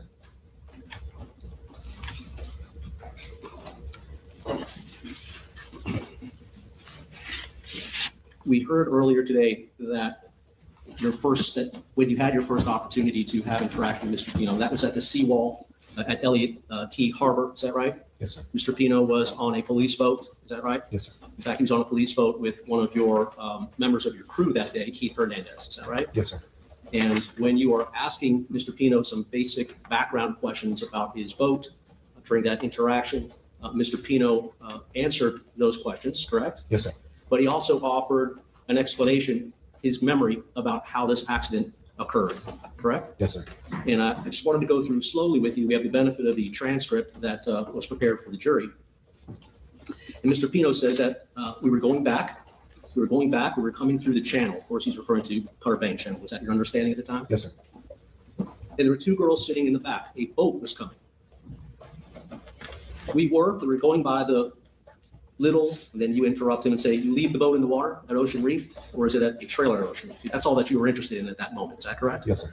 But Mr. Pino continues with his answer, and he tells you, no, it's in the water. So anyways, I turned back to look because there were two girls sitting in the back seat of the boat. And I had 5 or 6 in the front, my wife in the middle, and we were coming, and I approached the waves head first, like I always do. And the boat hit. I was looking at the girls, and just to make sure they were okay, if they were sitting in the back, and the next thing I know, it hit the wave, and I tried to swing, and the right side of the boat would be the left side of the boat, hit the pylon. My God, I can't believe it. You recall him telling you that? Yes, sir. Mr. Pino was telling you that in his memory of the way the accident occurred, as a part of that, he believes that the left side of his boat made contact with the pylon. Objection, calls for speculation. This is what he told you. Excuse me, I'm the only rule as to what was said. But Judge. Go ahead. That in fact is not the case though, correct? The Correct. left side of Mr. Pino's boat did not make contact with the pylon in this case, did it? Yes, sir. In fact, we know just from the pictures presented in this case.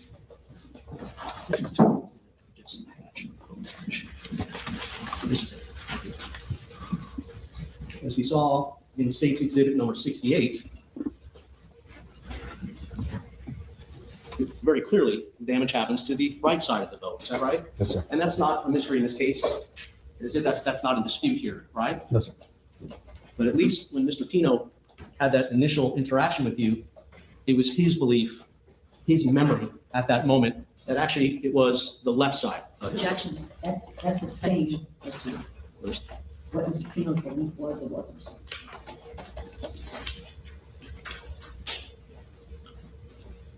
You go on. You ask him if he has a trailer for the boat, and he tells you that the boat goes back to Ocean Reef, etc., and so on.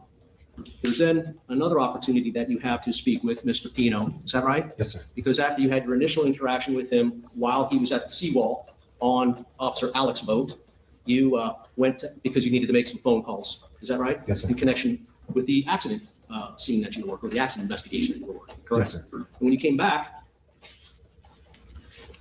you had a further conversation with him.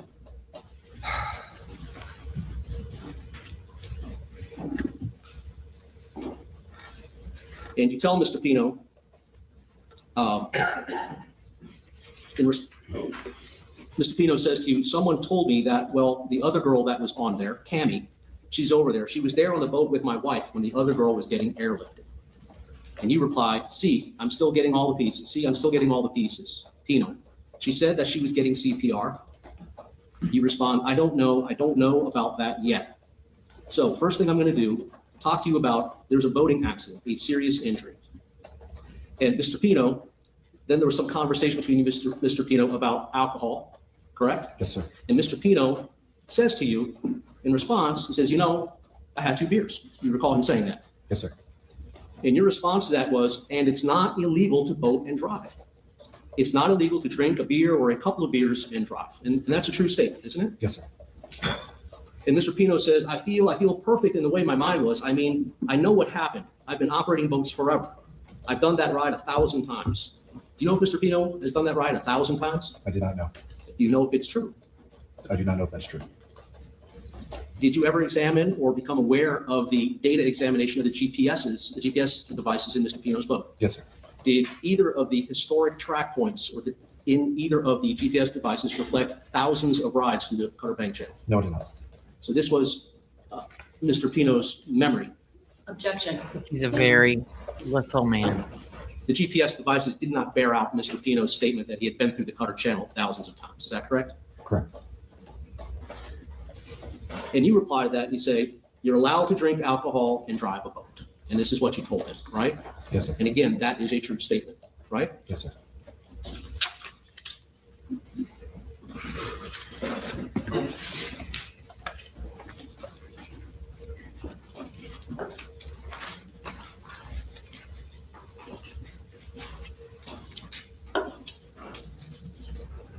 And during this conversation, further, Mr. Pino takes the opportunity, after following some additional conversation between the two of you, he takes the opportunity to tell you again about. There's not a ton left, and then I want to see the little prosecutor's tantrum and then George's response. What his recollection, what his memory is of how the accident occurred. You recall that? Yes, sir.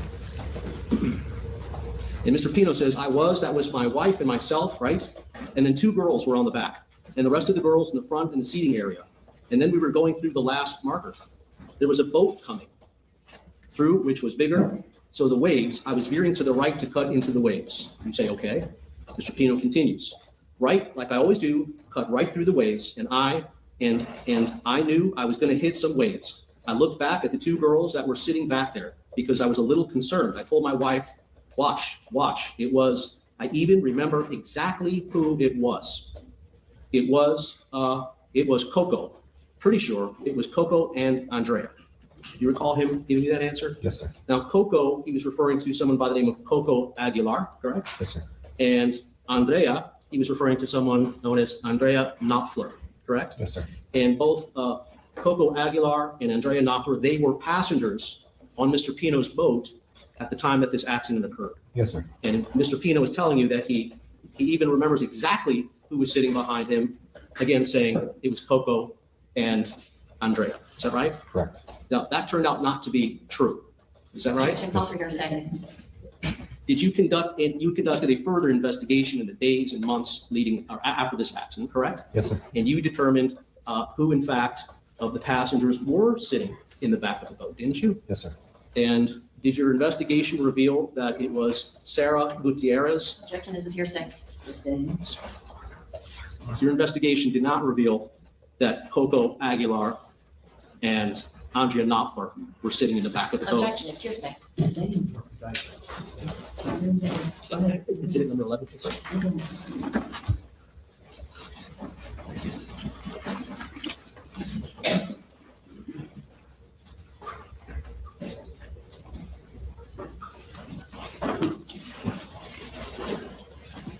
So I'm handing you exhibit number 11. Now, do you recall, in fact, that exhibit number 11 was the boating diagram that was presented to the various passengers in this case in order to develop the seating chart of the seating chart of the passengers as they sat on Mr. Pino's boat on the day of this accident, correct? Yes, sir. And if you would, referring to exhibit number 11, what did your investigation reveal as to who was sitting in the back of the boat? Objection, Judge, that's not what exhibit 11 demonstrates. Yes. Yes, but it was not from the detective, it was the words of other witnesses. It says Sarah and Mia. Not Coco and Andrea. Correct. So Mr. Pino gave you mistaken information when he said that Coco and Andrea were sitting behind him. Is that right? Yes, sir.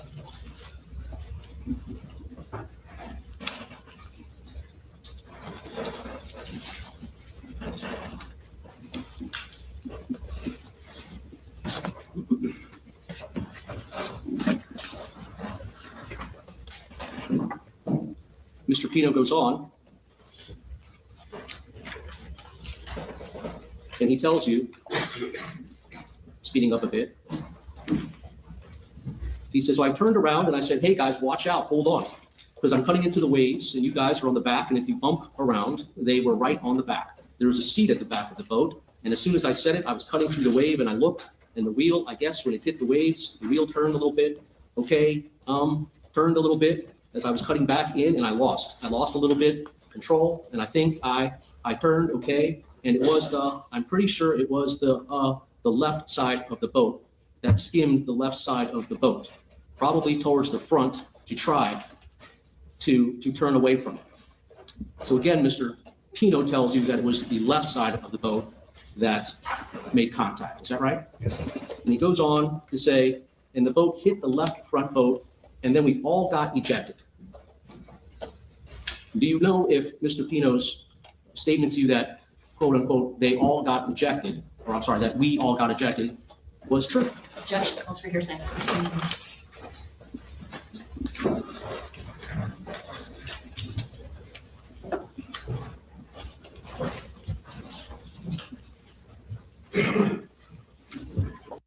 Tater, can true crime be a hobby? Absolutely. I mean,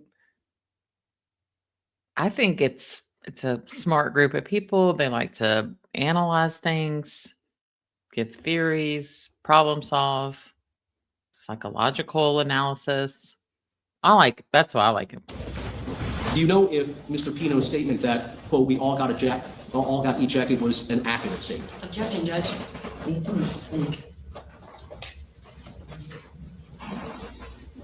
You asked Mr. Pino, once you get ejected, when you came up, what did you see that you can remember? Mr. Pino says that I know exactly what I saw. It's because I'm having a problem. I'm having a problem recalling because it was very scary. I got up, so I know I couldn't believe what had happened. I saw a few people floating. I yelled. I recognized some of them. They said, all right, I'm here, I'm here, I'm here. And then I immediately went under the boat to see if anyone was there. Do you recall him telling me that? Yes, sir. And do you recall? Well, that's a lie. He didn't immediately go under. Asking Mr. Pino, do you remember who was under there, referring to the boat? And Mr. Pino responded, I'm very clear who was under there, and I got her. And you asked Mr. Pino, what was her name? Do you remember what Mr. Pino told you? I'd look at my notes. Mr. Pino told you it was Nati Reed. Does that sound right to you? Yes, sir.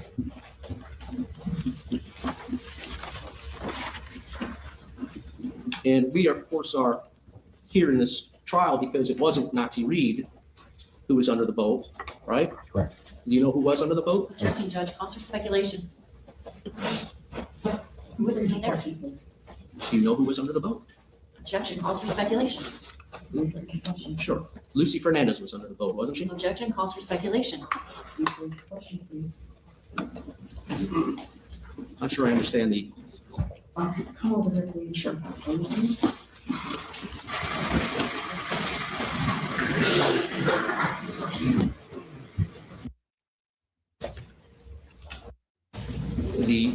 The screen on many of these boats kind of shows what your speed is based on rotations per minute, RPMs, correct? Yes, sir. So if the RPMs are 39 RPMs, for example, that doesn't necessarily mean that you're going 39 miles per hour on a boat. Is that right? Correct. Because there are many variables with speed on a boat, correct? Correct.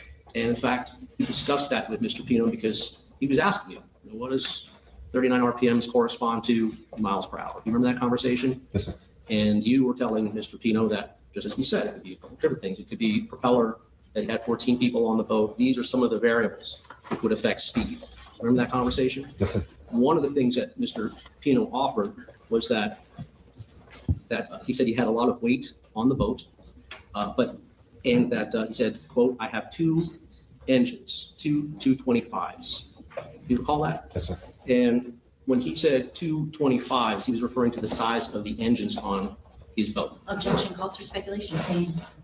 Did you, the engines that were on Mr. Pino's boat, the boat that was involved in the accident had two 300 horsepower engines. Is that right? Yes, sir. Twin 300s. Yes, sir.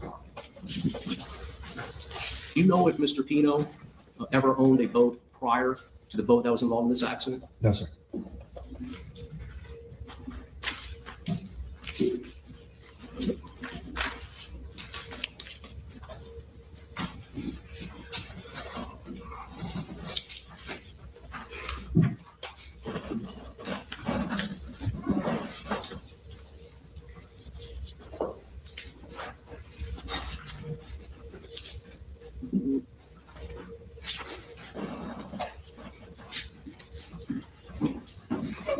did notice when you began your interview with Mr. Pino that he did have his head wrapped in a gauze bandage. Is that right? Yes, sir. Do you know why it was that his head was wrapped in a gauze bandage? I did not. Suspect some head injury? Yes, sir.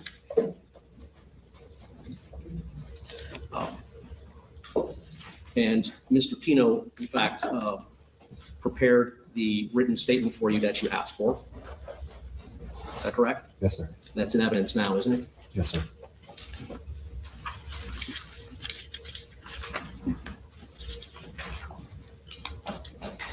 Mr. Pino also told you, as we know, what his memory was as to how the accident happened. We just went all through that. Did you follow up with any type of investigation to determine if Mr. Pino's memory about another boat contributing to the cause of the accident occurred? I did. And what did you do in order to determine if there was another boat that contributed to this accident?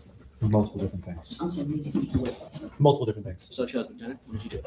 We spoke to Good Samaritans that were very first on scene. There was a picture taken by a Good Samaritan that showed the northbound aspect of the boating accident. We contacted other agencies, seeing if there were cameras in the area. We interviewed the passengers on the vessel. And did you find anything in all of that which corroborated Mr. Pino's memory as to whether there was another boat? Objection, hearsay. Oh, No. You mentioned a picture taken by a Good Samaritan. How was that helpful to you in coming to the conclusion? The photograph shows an image of the vessel that the defendant was operating capsized. I believe it's 3 minutes post-accident time. I would have to verify my notes that's exact time. And it shows a northbound view of Key Biscayne with no vessels in sight. And you said it was approximately 3 minutes after the accident? I would have to look at my notes, but around that time frame. Could it have been as soon as 2.5 minutes after the accident? Could have been. And the picture that you were referring to was a wide enough view so that you were comfortable that any boat that might have fit the description that Mr. Pino gave would still have been within the picture frame. Yes, sir. Audrey, I don't know, except we've only heard it from other people. We've never saw it. Maybe that's why.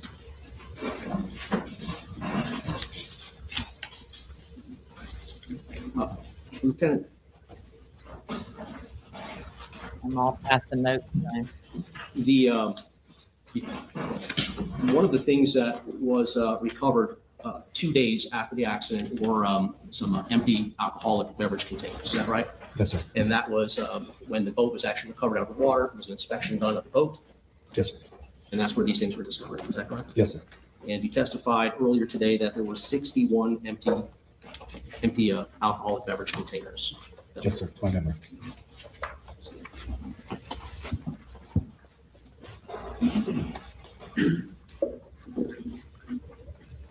I see. This was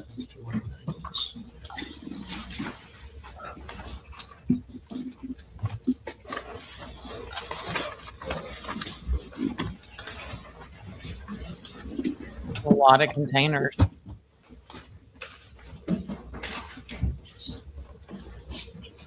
I mean, considering they probably didn't get them all, some were probably left at the island or on someone else's boat.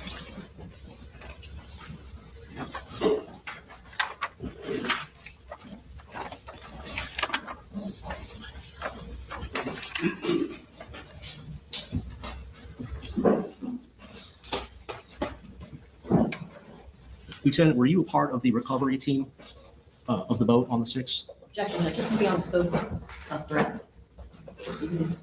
Just a question. One question. Sure, I think that's all I need. Were you a part of the recovery team? I was at the dock that day. You.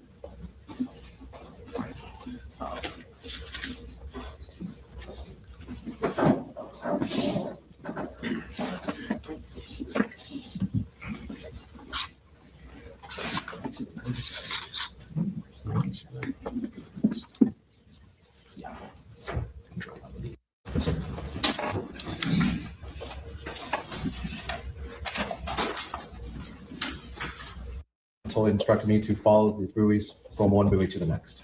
Understood. And that was based on the historic tracks that were present on Mr. Pino's Simrad device? Yes. And you are comfortable, or you were convinced that the buoys that Mr. Albert set up for you are consistent with the actual course that Mr. Pino drove on the day of the Yeah, I'm thinking they started drinking when they were playing pickleball. What do y'all think? accident? Is that correct? Yes, sir. Carlos, if you would call up S1001384.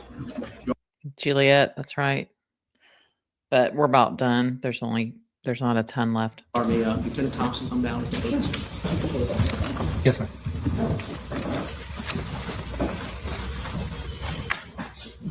So I'm gonna play this through one time and we'll ask some questions about it. Esther, the first girl that said she had 10. The thing for me though, I was like, you know what? Like she's being honest because most people would not say 10. I mean, I would probably cut that down and be like 4. I think she was very honest.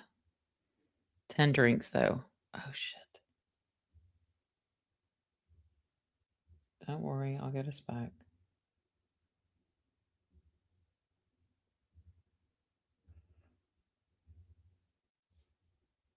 What is this? Yeah, it's 97. Thank you. Once you start. Yeah, it's Friday. So this is the vessel that you're operating? Yes, sir. And just for the sake of the record, what we're looking at here is a part of the Cutter Bank channel, correct? Yes, sir. And can you see what I'm pointing at the channel marker here? Do you know what channel marker that is? I wonder what kind of law she'll go into if this life experience will impact her. I would say yes. It's 13A. I'm pointing at another one with the red triangle. 14. And the final channel marker that one is 15. 15 is the channel marker that was aligned with it. Is that right? Yes, sir. Okay. Continue. Let me stop.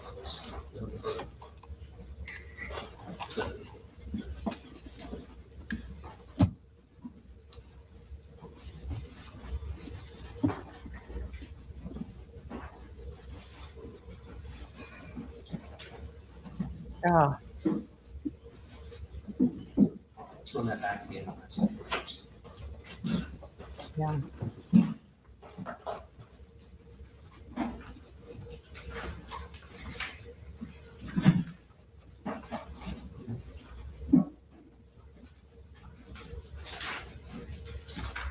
Stop it.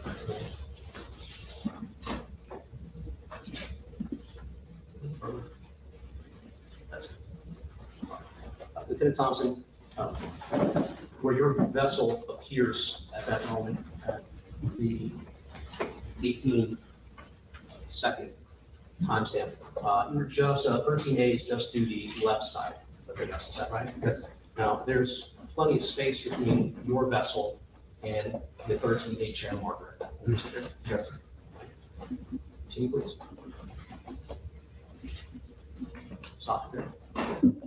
Now, at this point, just past the 13A channel marker, you are still within the Cutter Bay channel. Is that right? Yes, sir. And would you consider that the location of your vessel at that point is somewhere in the center of the Cutter Bay channel? Yes, sir. Continue.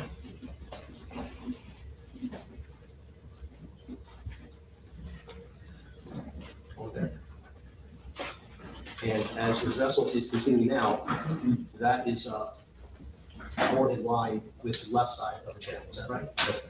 Now, if there are no oncoming boats present in that area, correct? Yes, sir. And that's because the area has been essentially quarantined by other police vessels. Is that right? Yes, sir. There were no oncoming boats, as you said earlier, you were convinced no oncoming boats at the time of the accident. That Mr. Pino. Is that right? Objection.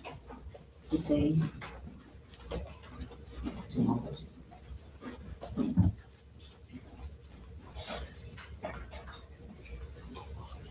And you are past channel marker 15 in that, correct? Yes, sir.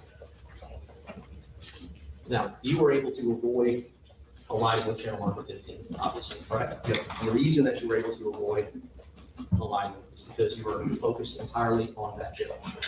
Correct.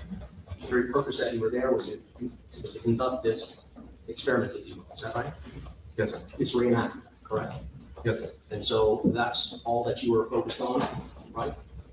So I'm focused on all my surroundings while in the water, making sure I'm not going to hit any other channel markers, making sure the water depths are good, that my passengers are safe. I'm not just focused on that channel marker. Sure, but because you were completely focused, as you said, on all of these things, you were able to approach that channel marker 15 at close to or at the same rate that Mr. Pino was able to, that Mr. Pino approached that, but you managed to avoid colliding with it, correct? Yes, sir. And that's because you saw it in front of you? Yes, sir. Correct. You saw it even before you got to the channel marker itself. Is that fair to say? Yes, sir. And you were able to make a decision as you got closer to it, whether you could turn, or in your case, you turned slightly to the left in order to avoid the collision, right? Yes, sir. And but for the fact that you were not distracted by anything else, you were able to safely get around channel marker 15, correct? Yes, sir. Nothing further.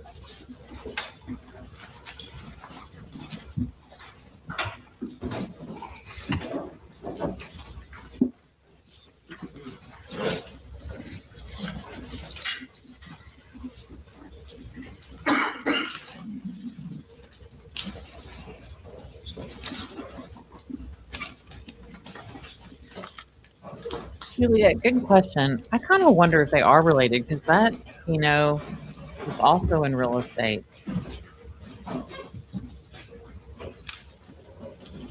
A common given name? I don't know.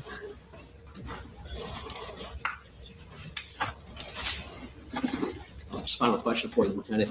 You mentioned earlier in response to my question about the tide that was present. Tide, T-I-D-E. You answered my question about the tide that was present at the time that you conducted this recreation.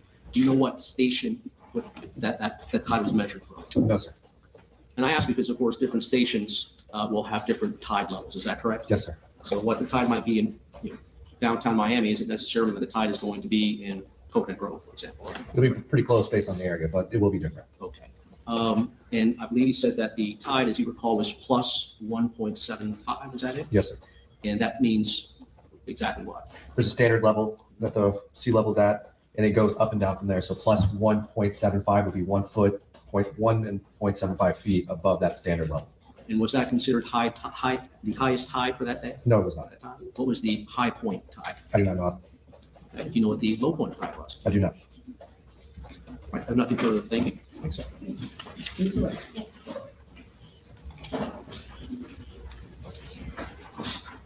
Speaking of tides, the tide on the day that recreation was done, you indicated the tide was what exactly? Plus 1.75. Did you ever research what the tide was at that location on September 4th, 2022 at about 6:30 p.m.? I did. What was it? The high tide of the day was at 4:48 p.m., which was plus 2.2. The low tide was going to be at 11:33 p.m., which is negative 0.7. So it's be somewhere between there, roughly around 1.5 feet. So at the time that the vessel collision happened in this particular case, the tide was lower than it was during this recreation? It was. Now, in terms of what that means as far as how high up or down the water moves along that channel marker, when would the water have been higher up on the channel marker? On the day of the recreation or at the time of the crash? It was higher the day of the recreation. So at the time of the crash, would more of the sign have been visible? It would have. I want to show you a picture. It's in evidence. It states exhibit number 10. Do you recognize from this investigation who is depicted in these photographs? More or less, yes. And are a lot of these girls the girls that were in fact on the vessel? Yes, ma'am. And let me ask you a question first off. Are they black or white? No. Huh? Colored picture. No, I'm sorry. Blonde We with needed that on Bundy. Friday. What is the race of these girls? Black, white? Mostly white. Okay. What about hair length? Longer hair for most of them. What are they wearing? String bikinis. Some of them are wearing sunglasses. Yes, Overall, these girls kind of look alike. they do.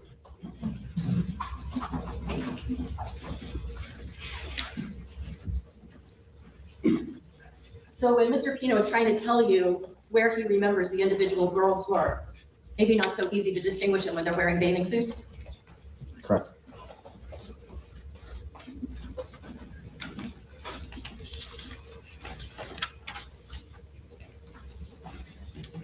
The defense asked you about Mr. Pino saying that he's traversed that area thousands of times.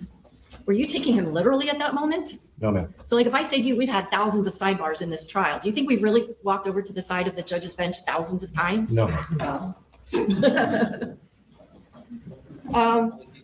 Do you know if when Mr. Pino told you that he had had 2 beers, do you know for sure if that's the truth? No. When he told you that there was this other vessel that caused this crash, do you know if that's the truth? No. Do you know whether he said that because he was misremembering what happened? No, ma'am. Do you know if maybe he said that because he wanted to blame somebody else for this crash? Do you know? No. Nothing else. I'm so confused by that. But all right, y'all ready for the tantrum? So I can't find that Sergio and George are related, and I pulled up Sergio's obituary, and George isn't mentioned in it. Not saying. I mean, All right, the witness is excused. Your decision. Okay. police and jury. There they go. Their shoes.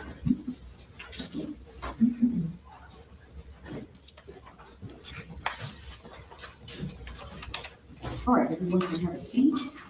And a few things I just want to go over with all of you in preparation. I'm going to ask you please, and I had mentioned it before to the attorneys. I'm going to be looking at and working on the jury instructions this weekend. I'm going to be looking specifically at any special requested jury instructions. And that's going to include, I believe the state has provided me with a special requested instruction on the navigational rules. I'm going to be looking at that over the weekend. Okay? And I have from the defense proposed instructions which somewhat mirror, well, they do mirror, but they include additional requests that are not within the current standard instructions.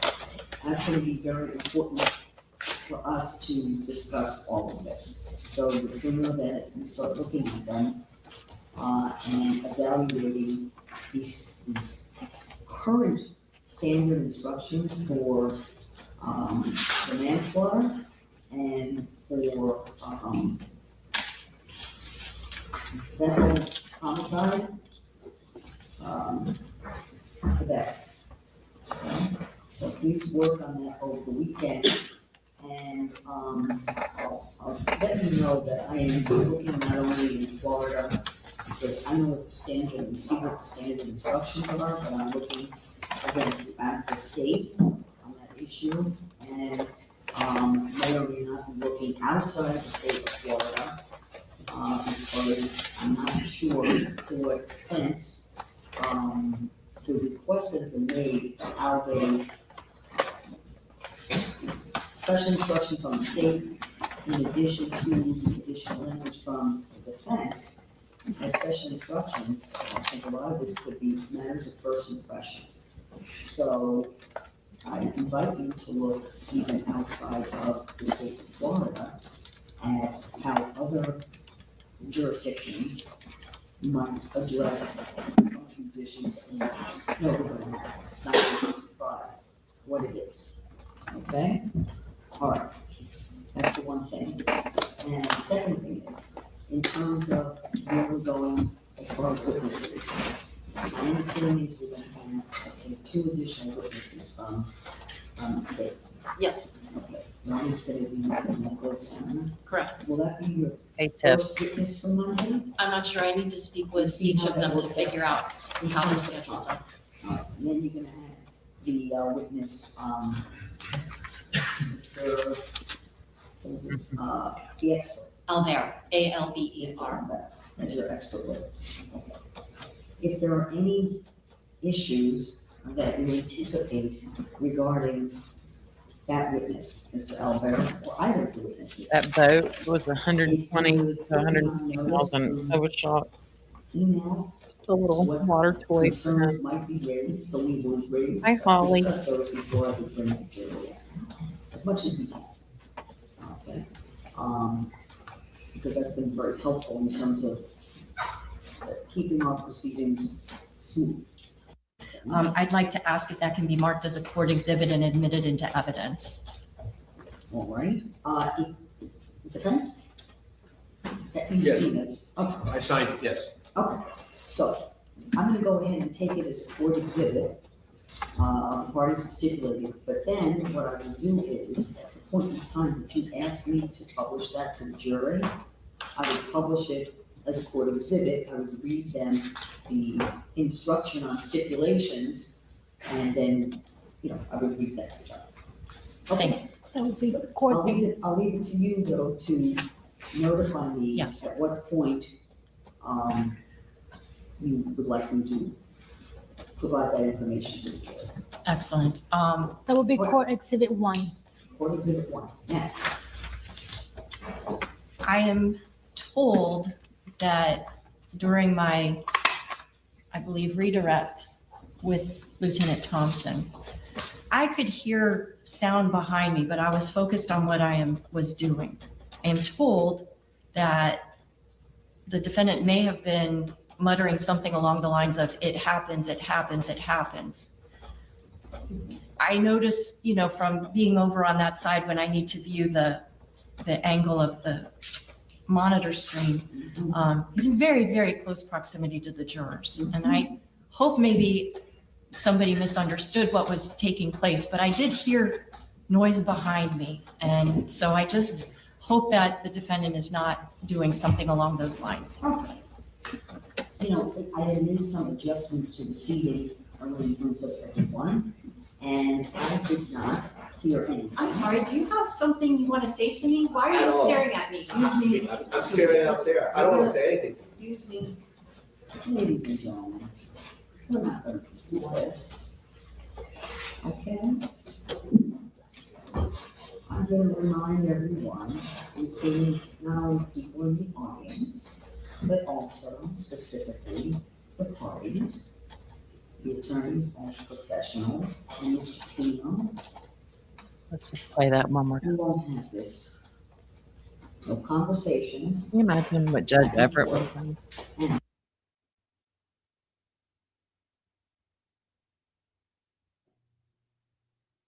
Behind me. And so I just hope that the defendant is not doing something along those lines. Okay. I had made some adjustments to the seating arrangements of everyone, and I did not hear anything. I'm sorry, do you have something you want to say to me? Why are you staring at me? Excuse me. I'm staring up there. I don't want to say anything. Excuse me, ladies and gentlemen, we're not going to do this. Okay? I'm going to remind everyone, including not only people in the audience, but also specifically the parties, the attorneys as professionals. Did not hear anything. I'm sorry, do you have something you want to say to me? Why are you staring at me? Excuse me. I'm staring up there. I don't want to say anything. Excuse me, ladies and gentlemen. This is going to become a very famously used voiceover. Excuse me, do you have something you want to say to me? She's very out of line to do that. I mean, I'm surprised the judge didn't just freaking lose her mind. We're not going to do this. Okay? That's true too. I'm going to remind everyone, including not only people in the audience, Yeah. but also specifically the parties, the attorneys as professionals, and Mr. Pino. We won't have this. No conversations, back and forth, and I'll Agree. remind Judge counsel is lame. again to please make sure it's understood by Mr. Pino, because I'm not gonna speak to Mr. Pino directly unless, of course, council has no issue with that. But I did not hear anything, but I'm reminding everyone that even gestures are inappropriate. So, with any witness and with anyone. That guy's got a temper. In the courtroom. So not only verbal, but any kind of gestures from anyone in this courtroom that could potentially be seen by the jury. And again, that includes Mr. Pino, that includes me, frankly, okay, that the jury could see or hear is improper. So, please, again, I did not hear anything and I did not see anything. So I'm just gonna give everyone, counsel, I'm gonna speak to you. May I say something to your client? Of course. All right, Mr. Pino, I'm Yes, gonna sir. remind you to please maintain composure and please no statements or whispering. Again, I didn't hear anything, and please refrain. I haven't seen anything from any kind of gestures or anything that could potentially be seen by the jury, okay? Okay, Your Honor. Thank For you the very record, much. Thank you. I haven't done any of those. Thank you very much, sir. Thank you. Thank you, Your Honor. That's all. Look at that attorney. He's like, shut up. I mean, did you see that look Howard gave him? Like, you don't, for the record, I didn't say anything. All we need to do, and Oh, it would have for sure been a mistrial had the jury been there. I think with that, we've concluded our proceedings. See you all That's 9:30 George, the defendant, Blue River. on Monday, the 15th. Thank you. 9:30. All right. So we did it. It's like Dora the Explorer. We did it. Thanks, y'all. 4 hours. That was killer. To think somebody did a 9-hour live. We're not even halfway there. Not possible. Not possible. Yep, he is spoiled. I think he is always used to getting his way. The Florida heat is getting to them. I think maybe she's mad because she feels like the defense is maybe making some good points. I don't know. She wants him, though. She definitely is out for it. But yeah, he probably was trying to steer her down, but she shouldn't have done that. All right. Thank y'all so much. And yay, we hit 12,000 subs today. So exciting day on June 12th. Thank y'all. Have a good weekend. And Sunday book club, Extreme Punishment. Good night. I'm Lassie B, just a seeker, a story keeper, and we're still watching, waiting